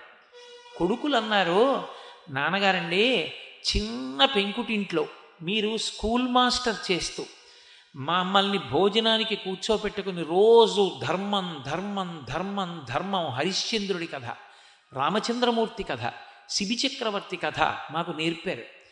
మేము ఆ ధర్మాన్ని పట్టుకుని ఇవాళ కష్టపడి చదువుకుని ఇంత పెద్ద వాళ్ళం అయ్యాం. మీరు తీసుకొచ్చిన ఆ జీతంతో మేము స్కాలర్షిప్లు సంపాదించుకుని చదువుకున్నాం. నాన్నగారండి ఆ ఇల్లు అమ్మద్దు, మీరు మా 5 కూడా వృద్ధిలోకి తీసుకొచ్చి మా అందరి జీవితాలకి మంచి మంచి మాటలు చెప్పిన పవిత్ర క్షేత్రం. ఆ ఇల్లు ఒక పని చేద్దాం నాన్నగారండి, మేము 5 కలిసి ఇవాళ లోటు లేదు, 5 డబ్బు వేసుకుని గొప్ప శివాలయం కడతాం. మీరు అమ్మ అక్కడ శివలింగ ప్రతిష్ఠ చేయండి నాన్నగారు. మీరు మమ్మల్ని పెంచి పెద్ద చేసినటువంటి ఇల్లు శివాలయమై ఎంతోమంది దర్శనానికి యోగ్యం కావాలి. మన తరతరాలు కూడా, మా తరంలో ఫలానా ఆయన ఎలిమెంటరీ స్కూల్ మాస్టర్ చేస్తూ పిల్లల్ని ధార్మికంగా పెంచుకున్నాడు, ఆ పిల్లలు కట్టిన గుడి అని మేము కూడా ఆ గుడితో ముడిపడిపోవాలి నాన్నగారు. ఆ శివలింగ స్వరూపాన్ని మేము ఎప్పుడూ మీరుగానే చూసుకుంటాం కాబట్టి గుడి కడదామన్నారు. ఆ తండ్రి వలవల వలవల కన్నీరు కార్చేశాడు. అందరు అన్నదమ్ములు సంతోషంగా, కోడళ్ళు మామయ్యగారండి అలా చేద్దామని చెప్పి చక్కగా పెద్దవాళ్ళిద్దరినీ ఆ తల్లిని తండ్రిని చేతులు పట్టుకుని తీసుకెళ్తుంటే నేను నిజంగా సంఘటన చూసి జీవితంలో మురిసిపోయా. ధార్మికంగా నువ్వు తెచ్చుకున్న ₹1 నిన్ను కాపాడుతుంది. నువ్వు అధార్మికంగా తెచ్చుకున్నది శాంతికారకం కాదు. ఆయే దుఃఖం యయే దుఃఖం. ధనం దుఃఖభాజనం. తెచ్చిన దగ్గర నుంచి భయం, ఇది ఎవడికి తెలుస్తుందో ఏమవుతుందో అని భయం. అంత వక్రమార్గంలో తెచ్చి ఐశ్వర్యవంతుడవై నువ్వు లోకము యొక్క కనురాపుకి గురవుతావు. ఎలా తెచ్చాడో తెలుసా? చూడు ఎంత మేడ కట్టాడో అంటాడు ఆ సందులోంచి వెళ్ళే ప్రతివాడు. నువ్వు కారు దిగుతుంటే ఎక్కడదో తెలుసా, ఆ కారు ఎంతమంది నోళ్ళు కొట్టాడో తెలుసా అంటాడు. అదే నువ్వు పరమ ధర్మానికి కట్టుబడి నీకొచ్చిన జీతంతో నువ్వు సంతోషంగా జీవనం చేస్తూ ఎన్నడూ ధర్మం తప్పకుండా పరమేశ్వరుని యందు భక్తితో జీవితాన్ని గడిపి నువ్వు ఉంటే నువ్వు ఎక్కడ కనపడు నీకు నమస్కారాలు పెట్టడానికి లోకం నీ వెంట పరిగెడుతుంది. నువ్వు కొన్ని లక్షల మందికి ఆదర్శవంతుడు అవుతావు. ఇంకంతకన్నా ఏం ఐశ్వర్యం కావాలి? నువ్వు చేసిన ధర్మం ఎక్కడికి పోదు. ధర్మమే ఈశ్వరానుగ్రహ రూపాన్ని పొంది రక్షణగా నిలబడుతుంది. ఎక్కడ వరకు నిలబడుతుందంటే ఎన్ని జన్మలెత్తినా ఆ ధర్మం కాపాడుతూనే ఉంటుంది. అందుకే మహానుభావుడు ప్రహ్లాదుడు అంతటి భగవద్భక్తుడు, రాక్షసాంశ సంభూతుడై కూడా అంత భగవద్భక్తుడైన ప్రహ్లాదుడు పుట్టాడు కనుక, అంతటి ధార్మికుడు కనుక శ్రీ మహావిష్ణువంతటి స్థితికారుడు ప్రతిజ్ఞ చేశాడు, నీ వంశంలో పుట్టిన వాళ్ళని చంపనన్నాడు. బలిచక్రవర్తి దగ్గర చెయ్యి చాపి అడిగాడు తప్ప బలిచక్రవర్తిని సంహరించడానికి ఇష్టపడలేదు. ఒక్క ధార్మికుడు పైన ఉంటే ఆయన ధర్మాన్ని అడ్డుపెట్టి వంశాన్ని కాపాడతారు. ఒక పరమధార్మికుడు ఒక ఊళ్ళో ఉంటే ఆయనని అడ్డుపెట్టి ఆ ఊరంతా కాపాడబడుతుంది. రమణ మహర్షిని ఒక వ్యక్తి అడిగాడు, మీరు తిరువణ్ణామలై విడిచిపెట్టి రారు, మీరు ఒక్క గోచి పెట్టుకుంటారు, నోరు విప్పి మాట్లాడరు, మీరు ఉండి ప్రయోజనం ఏమిటని అడిగాడు. రమణులు ఒక్కటే చెప్పారు, ఒక గురువు శరీరంతో ఉండడమే లోకానికి అనుగ్రహం. ఎప్పుడోప్పుడు మాట్లాడతాను, ఆ మాట్లాడిన మాటలే శిష్యులకు మార్గదర్శకాలు అవుతాయి. నేనే కాదు, ఏ గురువు అయినా శరీరంతో ఉండడమే లోకానికి ప్రయోజనం. ధర్మాన్ని పట్టుకున్నవాడు ఇహమునందు పరమ సంతోషంగా పరమ ధైర్యంగా బతుకుతాడు. ఒక చిన్న ఆపద వచ్చిందనుకోండి, పిల్లాడికి ఒళ్ళు వెచ్చగా ఉంది, 104 జ్వరం వచ్చింది. నేను ఈ ఉపన్యాసాల పేరు చెప్పి ఎన్ని కుటుంబాలు చూశాను. 104 జ్వరం వస్తే రిక్షా కట్టించుకొని గవర్నమెంట్ హాస్పిటల్కి తీసుకెళ్ళడానికి కూడా సమయం లేక దూరంగా ఉంటే పిచ్చి తల్లి తండ్రి చచ్చిపోయాడు. ఆ పిల్లాన్ని ఒళ్ళో పడుకోబెట్టుకుని తల పెట్టుకుని చంద్రశేఖరాష్టకం చదువుతూ ఎన్నడూ ధర్మం తప్పలేదు, ఉన్నదాంతో తృప్తిగా బతికాను. పరమేశ్వర వీడిని తీసేస్తే బతకలేను, రక్షించమని ఆవిడ ఏడిచి విభూతి పెడితే బయట హోర్న వాన, రిక్షాకి డబ్బులు లేవు. ఈశ్వరుణ్ణి నమ్ముకుని ఆ కన్నతల్లి పెట్టిన విభూతికి మర్నాడికి పిల్లలకి స్వస్థత కలిగినటువంటి కుటుంబాలు నాకు తెలుసు. ధర్మం రక్షిస్తుంది. ధర్మం అంటే ఒక్కటే, భగవంతుడు ఉన్నాడన్న భయము భక్తి. ఈశ్వరుడు లేని చోటు ఈశ్వరుడు చూడని కాలము లోకంలో ఉండదు. ఆయన అన్ని వేళలా చూస్తాడు, అంతటా చూస్తాడు, అన్నిటినీ చూస్తాడు. చూస్తున్నప్పుడు ఈశ్వరుడు చూడలేడని, ఈశ్వరుడు లేడని నువ్వు ఏ తప్పు చేయగలవు? ఆయన పరమేశ్వరుడు చూస్తున్నాడు, అంతర్యామిగా ఇక్కడే చూస్తున్నాడు, నేను చెయ్యలేను, ఆయన ముందు చేయలేను అన్న భావన నీకు ఉంటే అది సుసంపన్నమైన భక్తి. ఆ భావన నీకు లేనినాడు నిన్ను నీ చుట్టూ 2-3 వేల భగవద్గీత పుస్తకాలు పెట్టినా నువ్వు తప్పుడు మార్గంలో ప్రవర్తించకుండా నువ్వు ఉండలేవు. భగవద్గీత పుస్తకం నిన్ను మార్చదు, రామాయణం పుస్తకం నిన్ను మార్చదు, దాన్ని చదువుకుని మారిన నీ మనసు నిన్ను మార్చాలి. ఆ మనసు ధర్మాన్ని పట్టుకోవడం నేర్చుకోవాలి. భగవంతుడు వద్దన్న పని చెయ్యను, భగవంతుడు చెయ్యమన్న పని చేస్తాను, చాలు. ఈశ్వరుడి ప్రీతికి అది కారకం. ఈశ్వరుడి ప్రీతి అన్నది కలిగిందనుకోండి, అంతకు మించిన ఐశ్వర్యం లేదు. నన్ను నమ్మండి, మీతో యథార్థం చెప్తున్నాను. బుద్ధి దోషం చేత ఎప్పుడైనా మనం ఏదైనా పొరపాటు నిర్ణయం జీవితంలో చెయ్యబోతుంటే పరమేశ్వరుడు అడ్డుపడి ఆ పని చెయ్యకుండా చేసి మనని కాపాడతాడు. ఒక్కటే కారణం, ఆయన ధర్మమే దానికి కారణం. అందుకే ధర్మో రక్షతి రక్షితః. ధనం కన్నా గొప్పది ఇది అంటే ధర్మం. అందుకే ధర్మంతో ముడిపడిన ధనం ఉన్నదే అది ఎప్పుడూ మంగళాన్నే కోరుతుంది.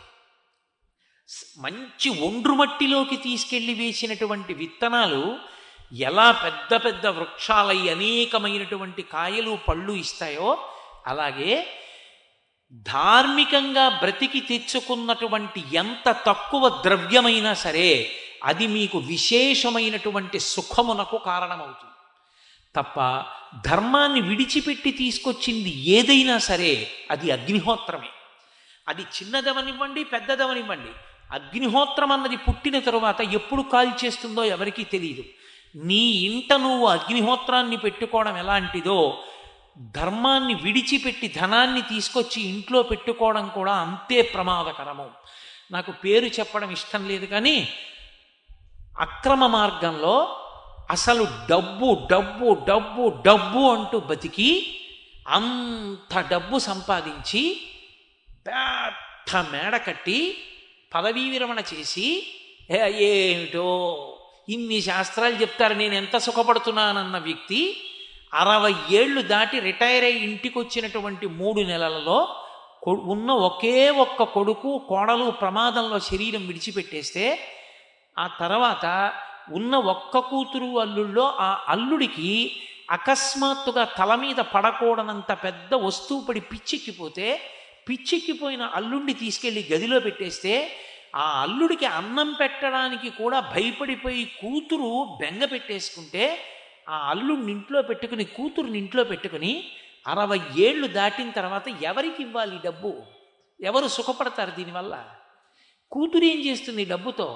అల్లుడు ఏం చేస్తాడు? పిచ్చెక్కి అలా అరుస్తూ నేనేమైపోతాను అని గుక్కెడు మంచినీళ్లు తృప్తిగా తాగలేక బతుకుతున్న వ్యక్తులు కూడా నాకు తెలుసు.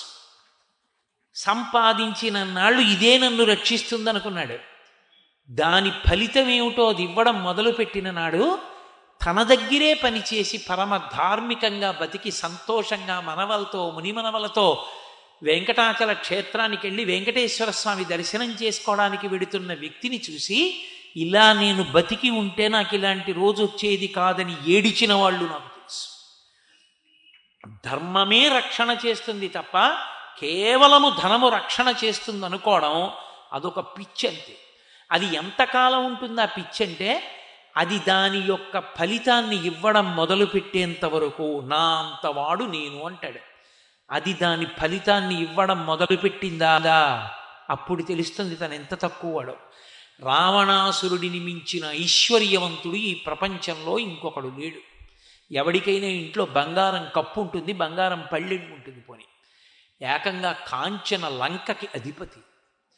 ఎంతమంది నచాకులీనా నచహీన రూపా నదక్షిణానా నపచారయుక్త భార్యాభవత్తస్య నహీన సత్వా నచాపి కాంతస్య నచాపి హీన అన్నారు వాల్మీకి మహర్షి. అంతమంది కాంతలతో భోగం అనుభవించాడు. అంత రాక్షస బలం. ఇంద్రుణ్ణి ఓడించినటువంటి ఇంద్రజిత్తు కొడుకు, పరమ పతివ్రత మండోదరి భార్య, పరమ బలవంతుడైనటువంటి కుంభకర్ణుడు తమ్ముడు, ఇంత 100 యోజనముల సముద్రమును దాటి వెడితే తప్ప అడుగు మోపడానికి వీలు కానటువంటి లంకారాజ్యం, భద్రత, దండకారణ్యం వరకు పెట్టాడు, జనారణ్యం వరకు రాక్షసులే, కరదూషణాదులు.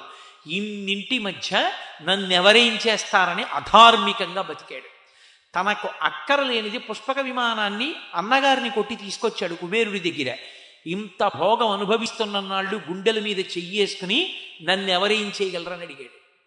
ఒక్క మాట చెప్పారు స్వామి హనుమ, తదేవ ఫలమన్వేతి ధర్మస్య ధర్మనాశన ప్రాప్తం ధర్మఫలం తావద్భవతా నత్ర సంశయ. ఇన్నాళ్ళు నువ్వు చేసిన తపస్సు, నువ్వు చేసిన ధర్మం ఫలితం ఇచ్చాయి, ఇప్పుడు ఇక అధర్మం ఫలితం ఇవ్వడం మొదలుపెట్టింది, చూడు ఎలా ఉంటుందో నీ జీవితం అన్నారు. ఇంత కోట్ల మంది రాక్షసులు తెగటారిపోయారు. ఇంద్రుణ్ణి ఓడించిన కొడుకు లక్ష్మణుడి చేతిలో చచ్చిపోయాడు. అంతటి ధర్మాత్ముడు విభీషణుడు తనని విడిచిపెట్టి వెళ్ళిపోయాడు. నిద్రపోతున్న తమ్ముణ్ణి లేపాడు, కుంభకర్ణుడు చచ్చిపోయాడు. నా అన్నవాడు లేకుండా కిరీటం కొట్టేస్తే ఎక్కడికో వెళ్ళి ఇవాళ ఉండి రేపు రా అంటే ఒక రాత్రంతా భయంకరంగా శూన్యమైపోయిన అంతఃపురంలో గడిపి వచ్చి చచ్చి బతికాడు.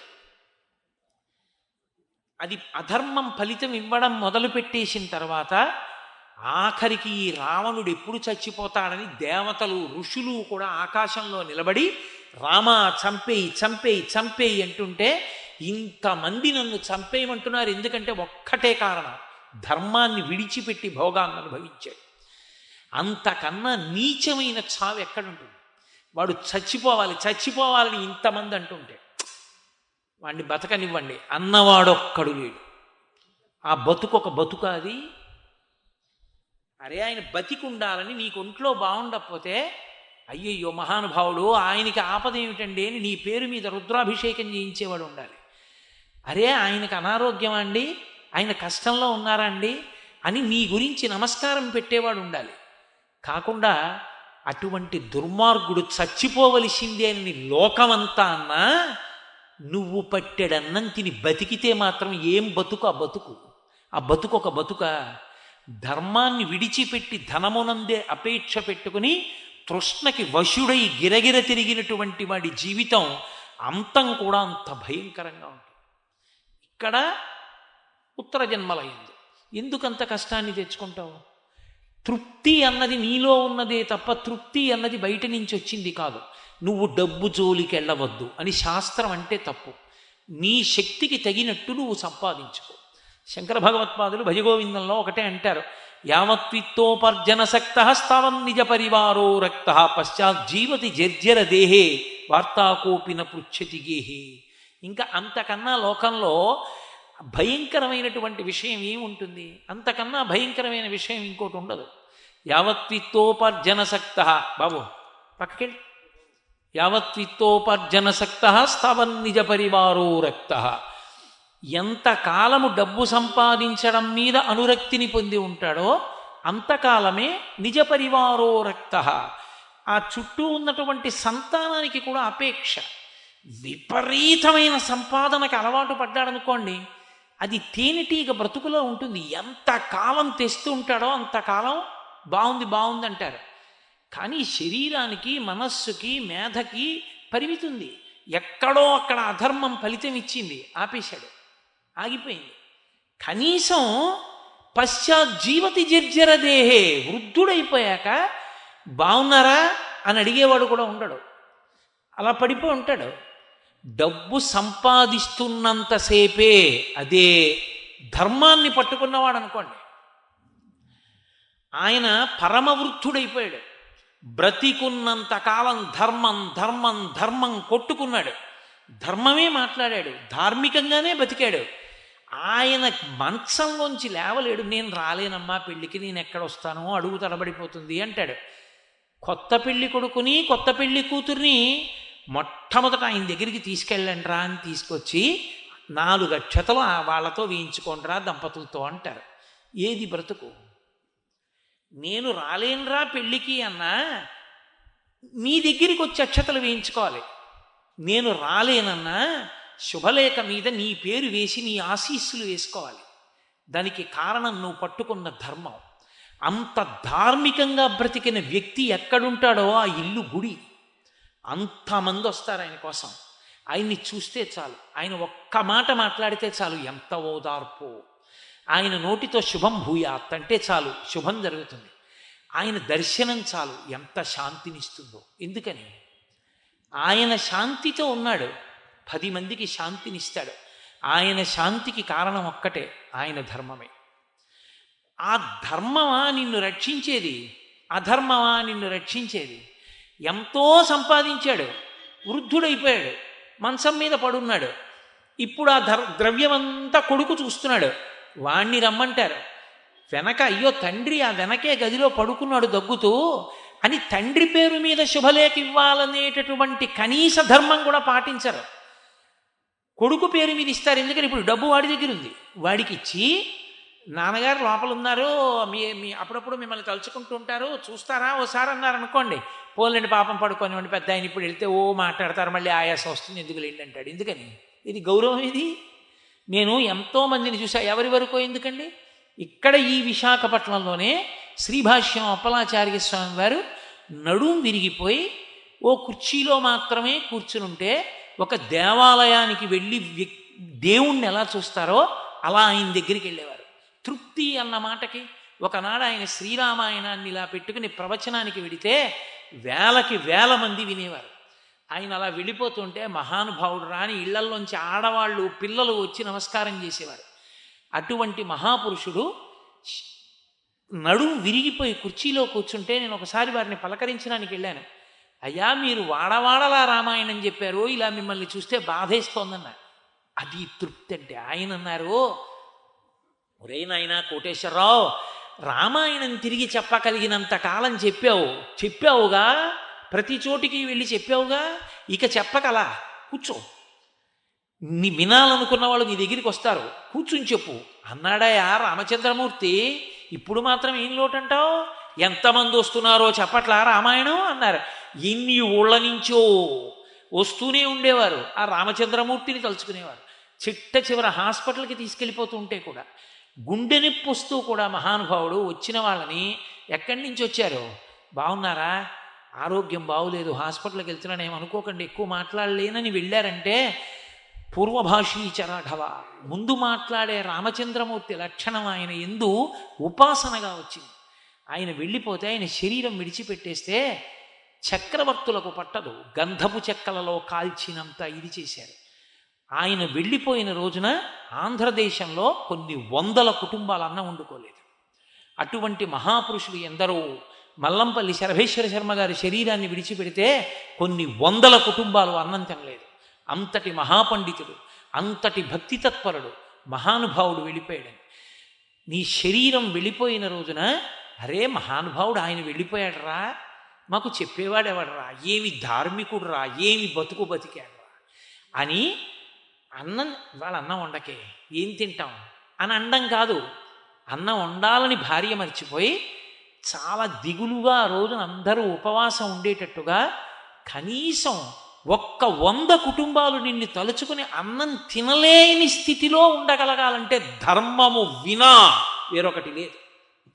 ఎవడు ధార్మికుడో వాణ్ణే స్మరిస్తుంది ప్రపంచం తప్ప, ఎంత కూడబెడితే మాత్రం వాడు గుర్తున్నాడు.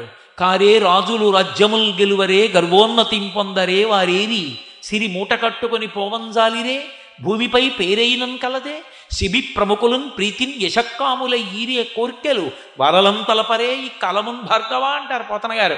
ఏరి ఎంతమంది చక్రవర్తులు, ఎంతమంది రాజులు, ఇక్కడి నుంచి అక్కడ వరకు నాది రాజ్యం అన్నారు. ఇన్ని సింహాసనాలు ఎంతమంది పరిపాలించారు, ఎంతమంది పేర్లు కూడా లోకంలో ఉన్నాయి, ఎవరు గుర్తున్నాయి? ఎవడు ఇచ్చాడో, ఎవడు దాత అయ్యాడో అటువంటి శిబి చక్రవర్తి మొదలైన వాళ్ళు స్థిరమైనటువంటి కీర్తిని సంపాదించి చరిత్ర పుటల్లో శాశ్వత స్థానాలు సంపాదించుకున్నారు తప్ప, నాది నాదని మూటగట్టుకున్న వాళ్ళు ఎవరు మిగిలిపోయిన వాళ్ళు లేరు, అనుభవించిన వాళ్ళు లేరు. చిట్ట చివరికి మనం కథలు వినలా, మణుగుల మణుగుల బంగారం దక్షిణ దేశానికి వచ్చి దేవాలయాలు కొల్లగొట్టి పట్టుకుపోయిన వాళ్ళు, నే చచ్చిపోయాక ఈ బంగారం ఏమైపోతుందో అని 4 ఖర్చుకు చచ్చిపోయాడు. పట్టుకెళ్ళగలిగాడా? తల్లి గర్భము నుండి ధనము తేడెవ్వడు, వెళ్ళిపోయడినాడు వెంటరాదు, లక్షాధికారైన లవణమన్నమె కాని మెరుగు బంగారంబు మింగబోడు, పొందుగా మెరుగైన భూమి లోపల పెట్టి దాన ధర్మము లేక దాచి దాచి తుదకు దొంగలకిత్తురో దొరలకవునో, తేనె జుంటీగలీయవా తెరువరులకు, భూషణ వికాస శ్రీధర్మ పురనివాస, దుష్ట సంహార నరసింహ దురిత దూరా అంటాడు నృసింహ శతకకర్త. ఎవడు అమ్మ కడుపులోంచి వచ్చినప్పుడు కోట్లు తెచ్చావా, ఈ శరీరం విడిచిపెట్టి వెళ్ళిపోయేటప్పుడు కోట్లు పట్టుకెడతావా? అలెగ్జాండర్ ద వరల్డ్ కాంక్వరర్ అనిపించుకున్నవాడు శరీరం విడిచిపెట్టే ముందు చెప్పుకున్నాడు, శవపేటికలోంచి 2 చేతులు ఇలా బయట పెట్టేసినవి పాతి పెట్టేసి బయట పైన బోర్డు పెట్టండి, Alexander the world conqueror who has conquered the entire world left this world without taking even a single naya paisa with him, stretching his hands like this. ఇలా ఖాళీ చేతులతో వచ్చాడు, ఖాళీ చేతులతో వెళ్ళిపోయాడు.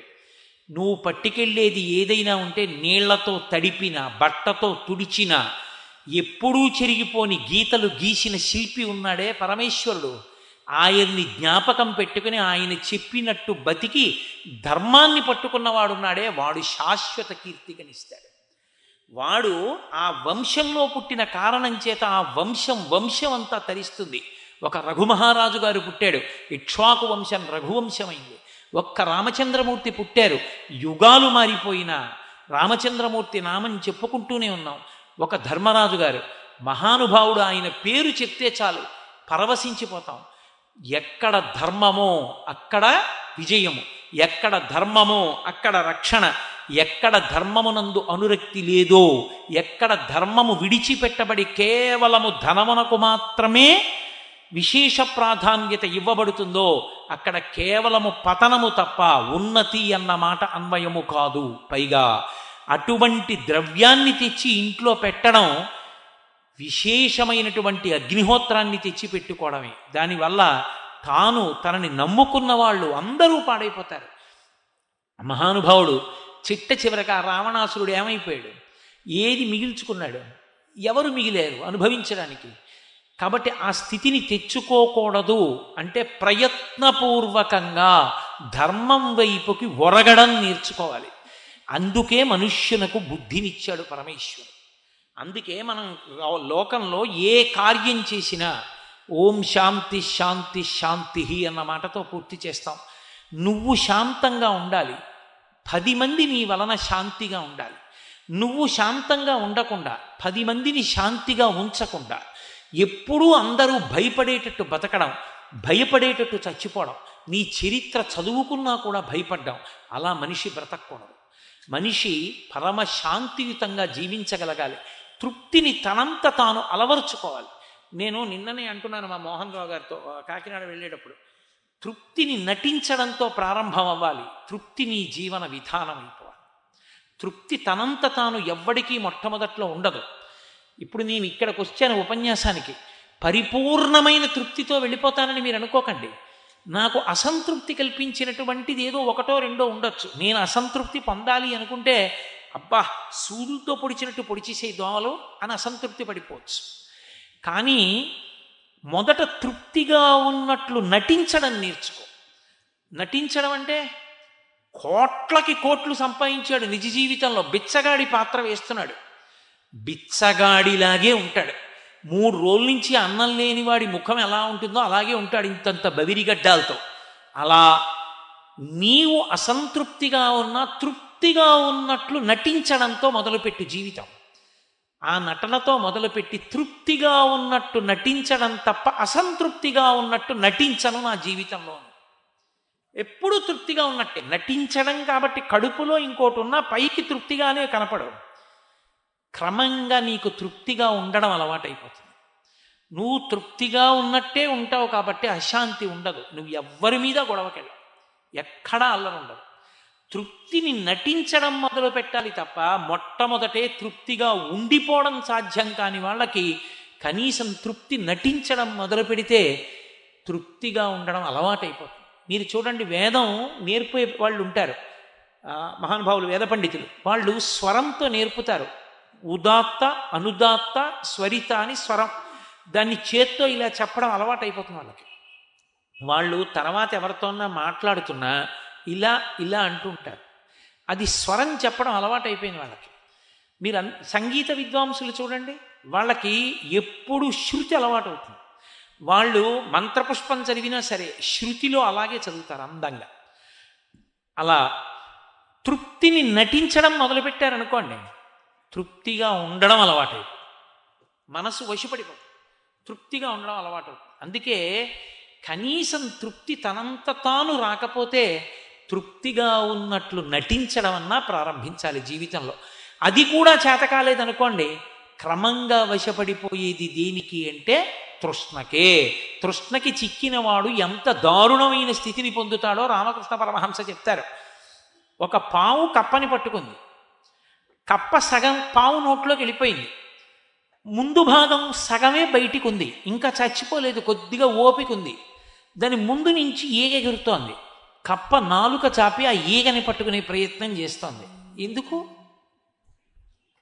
అంటే కప్పను పావు నోట్లోకి సగం వెళ్ళిపోయిన కప్పకి ఇంకా నోరు బయటకుంది కాబట్టి ఈగని పట్టుకుందామన్న తాపత్రయం. జీవితంలో తృప్తి అన్నది లేక తృష్ణకే లొంగిపోయినవాడు కప్ప నోట చిక్కిన కప్పలా అయిపోతాడు. తృప్తిగా ఉండడం అలవాటైపోయినవాడు ఆఖరికి శరీరం పడిపోతున్నప్పుడు కూడా పరమేశ్వరుడు ఈ శరీరాన్ని ఇచ్చినందుకో మహానుభావుడు దీంతో చెయ్యవలసిన మంచి పనులు చేయించాడు. ఏ శరీరం అయితేనే ఈశ్వరుడు ఈ మాట, ఏ శరీరం ఇవ్వని నాకు బెంగలేదు, అది తృప్తి అంటే. ఆయన పాదముల యందు భక్తితో ఉండగలిగితే చాలంటాడు. నరత్వం దేవత్వం నగవన మృగత్వం మశకత పశుత్వం కీటత్వం భవతు విహగత్వాది జననం సదాత్తత్పాదాబ్జ స్మరణ పరమానందలహరీ విహారాసక్తం చేద్రు దయమిహ కింతేన వపుష అంటారు శంకరాచార్యులు వారు శివానందలహరి చేస్తూ. నాకు ఓ స్నేహితుడు ఉన్నాడు, ఆయన ఓసారి గృహప్రవేశం చేశాడు. నేను ఆ గృహప్రవేశం చూడడానికి వెళ్ళాను ఏలూరు. వెళ్తే పెద్ద మేడ కట్టుకుని ఆ మర్నాడు మేడ మీద కూర్చుని నాతో అన్నాడు, ఏమయ్యా సంతోషంగా ఉంది, చాలా పెద్ద మేడ కొట్టావు, ఈత కొలను కూడా కట్టావా ఇంట్లో, చాలా బాగుందన్నాడు. అంటే అతను అన్నాడు, ఏమి తృప్తి కోటేశ్వరరావు, ఇది కాదయ్యా, నిజమైన తృప్తి ఎప్పుడో తెలుసా, మేమందరం ఒక్క గదిలోనే 2 గదులు ఉండేవి, ఒక గది వంటిల్లు, ఓ గది హాలు. మాకు ఒక్క టేబుల్ ఫ్యానే ఉండేది కోటేశ్వరరావు. టేబుల్ ఫ్యాన్ ఇలా పెట్టి నేను ఇలా తల, మా తమ్ముడు ఇలా తల, మా అక్క అలా తల, మా చెల్లి ఇలా తల పెట్టుకుని మేము పడుకుంటే ఈ టేబుల్ ఫ్యాన్ నుంచి వచ్చినటువంటి గాలి తగులుతుంటే నిద్రపోయే వరకు నేను, మా తమ్ముడు, మా అక్క, మా చెల్లి అలా మాట్లాడుకుంటూ అందులోనూ వంతులేసుకుని అటు పడుకున్న వాళ్ళు రేపు ఇటు ఫ్యాన్కి దగ్గరగా, ఇవాళ ఇటు పడుకున్న వాళ్ళు రేపటు, అలా పడుకుని నలుగురం తలలు తగులుతూ పడుకుని మాట్లాడుకుంటూ మేము పడుకున్న రోజుల్లో ఉన్న తృప్తి ఏమిటో ఈ మేడలో ఉందనుకుంటున్నావా, ఇందులో లేదయా అన్నది. తృప్తి ఏదో ఉండడం వల్ల కాదు, తృప్తి ఇక్కడ సాధారణంగా మనిషి జీవితంలో ఉండే లోటు ఎక్కడుంటుందంటే ఏది పోయిందో అక్కడ తృప్తి ఉందంటే. మీరు చూడండి, పిల్లలు పెద్దవాళ్ళు అయి ప్రయోజకులు అయితే బాగుండండి అంటాడు. పిల్లలు పెద్దవాళ్ళు అయిపోయారు, వాడు మంచి ఇంజనీర్ అయిపోయాడు, వాడు లండన్ వెళ్ళిపోయాడు. పిల్ల మంచి ఇంజనీర్ అయిపోయింది, అల్లుడు గారు అమెరికా వెళ్ళిపోయాడు. ఇప్పుడు గ్రిల్ దగ్గర నిలబడి బయటికి చూస్తాడు, పిల్లలు వెళ్ళిపోతుంటారు బ్యాగులు వేసుకుని. ఏమిటో ఆ రోజుల్లోనండి పిల్లలు ఇద్దరు బ్యాగులు వేసుకుని ఇంటికి పరిగెత్తుకొస్తే మా ఆవిడ చిన్న చిన్న గిన్నెల్లో జంతిక ముక్కలు పోస్తే నలుగురం కూర్చుని ఆ జంతిక ముక్కలు తిన్నప్పుడు ఎంత తృప్తిగా ఉండేదో. ఇప్పుడు ఏమిటో ఆ స్కైప్లో చూడటమే, వాడు వచ్చినప్పుడు వీడు రాడు, వీడు వచ్చినప్పుడు అది ఉండదు. ఏమి జీవితం అండి అంటాడు. ఏదో పోయిందాన్ని తలుచుకుని నేను అప్పుడు తృప్తి, అప్పుడు ఏమిటో వీళ్ళు పెరగాలి, పెద్దవాళ్ళు అవ్వాలి, మంచి మంచి పెద్ద పెద్ద స్థితుల్లోకి వెళ్ళాలి, ఏమిటో అని అప్పుడు ఏడిచాడు. ఇప్పుడు పోయిందని ఏడిచాడు. ఎప్పుడు ఏడిచిపోయిన దానికి తృప్తి పడ్డం కాదు, ఇప్పుడు నీకు ఇక్కడ ఈశ్వరుడు ఏమిచ్చాడో దానితో తృప్తి పడ్డం. ఒరే, నా జన్మాంతరంలో ఒక డిఐజీ ఇటుపక్క, ఒక ఎస్పీ ఒక పక్క, ఒక సీనియర్ ఐఏఎస్ ముందు నడుస్తుంటే మధ్యలో వెళ్ళే అవకాశం నాకు ఉంటుందిరా? నేనేమన్నా కేంద్ర మంత్రినా, రాష్ట్ర మంత్రినా? పరమేశ్వరుడు ఎంత కృప చేశాడు రా. ఓ పక్క డిఐజీ, ఓ పక్క ఎస్పీ, ఓ పక్క ఐఏఎస్ ఉంటే ముగ్గురి మధ్యలో నడిచి వేదికెక్కావా? ఈశ్వరా, నీ బిడ్డను అలా చూసుకోవాలని నాటకం ఆడి ఇక్కడికి పిలిపించి అలా ఎక్కించావా వేదిక మీదకి? ఈశ్వరా, నీకు నమస్కరిస్తున్నాను అని నువ్వు తృప్తి పడగలిగితే నీ తృప్తికి ఇక్కడే ఉంది. అది చూసి అలా నా వెంట వచ్చేట్టు నేను మంత్రిని అయితే ఎంత బాగుండో అని ఏడిస్తే నీ కర్మ, నువ్వు ఎప్పటికీ బాగుపడలేవు. నీకు ఈశ్వరుడు ఎప్పుడు ఏమిచ్చాడో దానికి తృప్తి పడు. ఆ తృప్తికి కారణం ఉండక్కర్లేదు. ఆకలి సరిగ్గా లేదని 1000 రూపాయల మందులు వేసుకుని ఏడుస్తున్న వాళ్ళు కోట్ల మంది ఉన్నారు. వేళ పట్టున ఆకలేస్తోంది, సంతోషించు. దాహం వేస్తే మంచినీళ్లు లోపలికి వెళ్ళక మధ్యలో కన్నం పెట్టి గొట్టం పెడితే ముక్కులోంచి పోసుకుంటున్న వాళ్ళు ఉన్నారు. గుటుక్కు నీళ్లు తాగితే లోపలికి ఎడుతున్నాయి, సంతోషించు. రాత్రి తిని పడుకుంటే పొద్దుడికి కడుపులో పోట్లు వచ్చి జీర్ణం అవ్వక ఏడుస్తున్న వాళ్ళు 1,00,000 మంది ఉన్నారు. తిన్నది గుండ్రాయి అయినా సరే తెల్లారేటప్పటికి జీర్ణం అయిపోతోంది, సంతోషించు. పడుకుంటే నిద్ర పట్టక 4 మాత్రలు వేసుకు పడుకుంటున్న వాళ్ళు ఉన్నారు. తలగడా మీద చెయ్యెట్టుకుని ఇలా పడుకుంటే నిద్ర పడుతోంది. పుస్తకం ఉంటే తప్ప మాట్లాడలేని వాళ్ళు ఉన్నారు. వేదిక ఎక్కి కూర్చుని మాట్లాడడం మొదలు పెడితే గంగా ప్రవాహంలో వస్తుంది, సంతోషించు ఈశ్వరుడి కారుణ్యానికి. కొంతమంది కూర్చోలేని వాళ్ళు ఉన్నారు, కూర్చుంటున్నావు. నడవలేని వాళ్ళు ఉన్నారు, నడుస్తున్నావు. చూడలేని వాళ్ళు ఉన్నారు, చూస్తున్నావు. వినలేని వాళ్ళు ఉన్నారు, వింటున్నావు. ఈశ్వరుడు నీకు ఇచ్చిన దానికి ప్రతి క్షణం తృప్తితో ఓలలాడిపోవాలి. ఎన్ని మాటలు కృతజ్ఞత చెప్తావు? అది మానేసి ఎప్పుడూ ఏదో పోయిందాన్ని తలుచుకుని ఏడవడం కాదు, వచ్చేదాన్ని ఊహించుకుని అలా జరిగితే బాగుండని కనుబొమలు ఎగరేయడం కాదు. ఇప్పుడు ఇక్కడ నీకు ఈశ్వరుడు వర్తమానంలో ఏమిచ్చాడో దానితో తృప్తిగా ఉండడం అలవాటైతే వాణ్ణి మించిన భాగ్యవంతుడు లేడు. అదే ధర్మం. చాలు ఈశ్వర, ఇంకేమి ఇవ్వాలి ఇంతకన్నా? ఆకలేశావు, తినడానికి ఇచ్చావు, కడుపు నిండా తిన్నాను, ప్రేమగా పెట్టే భార్య, చేతికి మట్టి గాజులైతే ఏం, బంగారు గాజులైతే ఏం, పరమ ప్రేమతో వడ్డించింది. కడుపు నిండా తిన్నావు, మంచినీళ్ళు తాగావు, హాయిగా కులాసాగా కబుర్లు చెప్పుకుంటూ ఇద్దరు పడుకున్నారు, నిద్రపోయారు. విశ్వనాథ సత్యనారాయణ గారి 1000 పడగల్లో మరచెంబు చూసుకుని సంతోషపడిపోయిన దంపతుల్లా. ఇంకేం కావాలి నీకు? తృప్తి ఐశ్వర్యము. తృప్తిని విడిచిపెట్టిన తృష్ణ పతనహేతువు. అది తప్ప ధనం కాదు పాడు చేసేది. ధార్మికంగా వచ్చిన ధనం నిన్నెందుకు పాడు చేస్తాను? జనక మహారాజు గారు పాడైపోయాడు అంటే ధనానికి పాడైపోయాడు. నువ్వు ధర్మ మార్గంలో ఉండగా కోట్లు వచ్చి పడిపోయాయి, నీకేం బాధ లేదు, నిన్నేం పాడు చేయదు. ధర్మం తప్పి తృష్ణక వశుడవైతే పాడైపోతావు. ధర్మం వేపుకున్నావు, నీకు ఎంతుందో సంబంధం లేదు. తృప్తి ఇక్కడ కాదు, ఉత్తర జన్మలకి కూడా నీకు ఉన్నతి హేతు. తృష్ణ ఇక్కడ కాదు, ఉత్తర జన్మలలో కూడా పతన హేతు. ఇది తెలుసుకున్న నాడు ధర్మము ధనము ప్రాముఖ్యత ఎలా ముడివేసుకోవాలి అలవాటైందనుకోండి, చాలు, జీవితం సఫలం చేసుకుంటాడు. మీరందరూ ప్రాజ్ఞులు, బాగా చదువుకున్నవాళ్ళు కాబట్టి అనేక ఉపమానాలతో అనేక గంటలు చెప్పక్కర్లేదు. ఏకశబ్ద సమ్యజ్ఞాత సృష్టప్రయుక్త స్వర్గే లోకే కామదుగ్భవతి. బాగా చదువుకుని పండితుడైనటువంటి కొడుకు దగ్గరికి వెళ్ళి మాట్లాడేటప్పుడు తండ్రి బోలెడంత చెప్పక్కర్లేదు. ఒరే అది ఆవు దాటొస్తావే, ప్రదక్షిణం చేసిరా అంటే చాలు. అసలు ఆవు అంటే ఏమిటో తెలియనివాడైతే, ఆవు గొప్పతనం తెలియనివాడైతే, ఒరే గోవు అంటే ఏమిటో తెలుసా, పరదేవతరా, కామాక్షి స్వరూపంరా, దానికి ప్రదక్షిణం చేస్తే దివీపుడికి ఇంత అయిందిరా, భూమండల ప్రదక్షిణం రా, ప్రదక్షిణం చేయరా, ఇన్ని చెప్పాలి. అన్నీ తెలుసున్న పెద్ద కొడుకు గభాలను వచ్చేస్తుంటే, నాన్న అలా వచ్చేకు ప్రదక్షిణంగా రా అంటే చాలు. మీరు అన్నీ తెలుసున్న పెద్ద కొడుకు లాంటి వాళ్ళు, మీకు ప్రదక్షిణం చేసిరా అంటే చాలు తప్ప మీకు గోవు గురించి అంతా చెప్పవలసిన అవసరం లేదు. కాబట్టి ధనము ధర్మము ప్రాముఖ్యత గూర్చి ఈ పాటి చెప్పినది చాలు, మీరు ఊంచుకోగలరు. కాబట్టి పరమేశ్వరుడు తన నిర్హేతుకమైనటువంటి కృపాకటాక్ష వీక్షణముల చేత మనమందరం కూడా ధర్మము వైపుకు ఊంచుకుని, అసలు ఈ దేశమునకు పేరే ధర్మం, అందుకే పతాకమునందు కూడా ధర్మచక్రం, సనాతన ధర్మం, ఆఖరికి యుద్ధంలో కూడా ధర్మం. దొరికిన వీరుడి కంఠం మీద కత్తి పెట్టి పరపర కోసేద్దాం అనుకునేటప్పటికి సూర్యాస్తమయమైందని భీష్మాచార్యులు వారు శంఖం పూరిస్తే వదిలిపెట్టి వెళ్ళిపోయారు.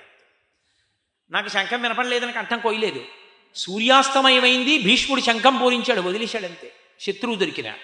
అందుకే యుద్ధం కూడా ధర్మయుద్ధం. యుద్ధంలో కూడా ధర్మమే, చావులో ధర్మం, బతుకులో ధర్మం, బతికున్నన్నాళ్ళు ధర్మం. ధర్మం కన్నా గొప్ప ఇంకోట్లేదు. ఏదైనా ధర్మంతో ముడిపడాలి. ధర్మబద్ధమైన అర్థము, ధర్మబద్ధమైన కామము మోక్షమునకు దారితీస్తుంది. ధర్మాన్ని విడిచిపెట్టిన అర్ధకామములు తృష్ణకి దారితీస్తాయి. ఈ విషయాన్ని ఎంత పరిశీలనం చేస్తే అది మనని అంతగా పరమేశ్వరుడి వైపుకు ఒరిగిపోయేటట్టుగా చేస్తుంది. కాబట్టి ఆ కోణంలో భగవంతుడు మనకి చక్కటి ఆలోచన సరళనిచ్చి ధార్మికమైన జీవనాన్ని గడపగలిగినటువంటి భాగ్యాన్ని ఆయన కృపాకటాక్షణముల చేత మనకి అందించుగాక అని సర్వేశ్వరుడి పాదములు పట్టి ప్రార్థన చేస్తూ, ఈ ఊరు వస్తున్నాను అంటే నా మీద ఇంత ప్రేమతో ఎస్పీ గారు శ్రీనివాస్ గారు ఆహ్వానించి 24 మాటలు చెప్పని చెప్పి ఆయన నన్ను ఎంతో సంతోషంగా దేవాలయ దర్శనం చేయించి తీసుకొచ్చి కూర్చోపెట్టినందుకు ఆ దంపతులు నా మీద చూపించినటువంటి అవ్యాజమైన ప్రేమకి వారికి కృతజ్ఞతలను ఆవిష్కరిస్తూ, అలాగే ఇంతసేపు మీ అందరూ కూర్చుని విన్నందుకు మీ అందరికీ కూడా కృతజ్ఞతలను ఆవిష్కరిస్తూ, రేపటి నుంచి సాయంకాలం 6:30 శ్రీరామాయణము మానవీయ సంబంధములు గురజాడ కళాక్షేత్రంలో కలుసుకుందాం. స్వస్తి. మంగళాశాసనపరై మదాచార్య పురోగమై సర్వైశ్చ పూర్వైరాచార్యై సత్కృతాయాస్తు మంగళం. మంగళం కోసలేంద్రాయ మహనీయ గుణాత్మనే చక్రవర్తి తనూజాయ సర్వభౌమాయ మంగళం. ఉమాకాంతాయ కాంతాయ కామితార్థప్రదాయినే శ్రీగిరీశాయ దేవాయ మలినాథాయ మంగళం. కరచరణకృతం వా కర్మవాక్కాయజం వా శ్రవణనైనజం వా మానసం వాపరాధం విహితం వా సర్వమేత్తక్షమస్వ శివ శివ కరుణాబ్ధే శ్రీ మహాదేవ శంభో. సర్వం శ్రీ ఉమామహేశ్వర పరబ్రహ్మార్పణమస్తు. స్వస్తి.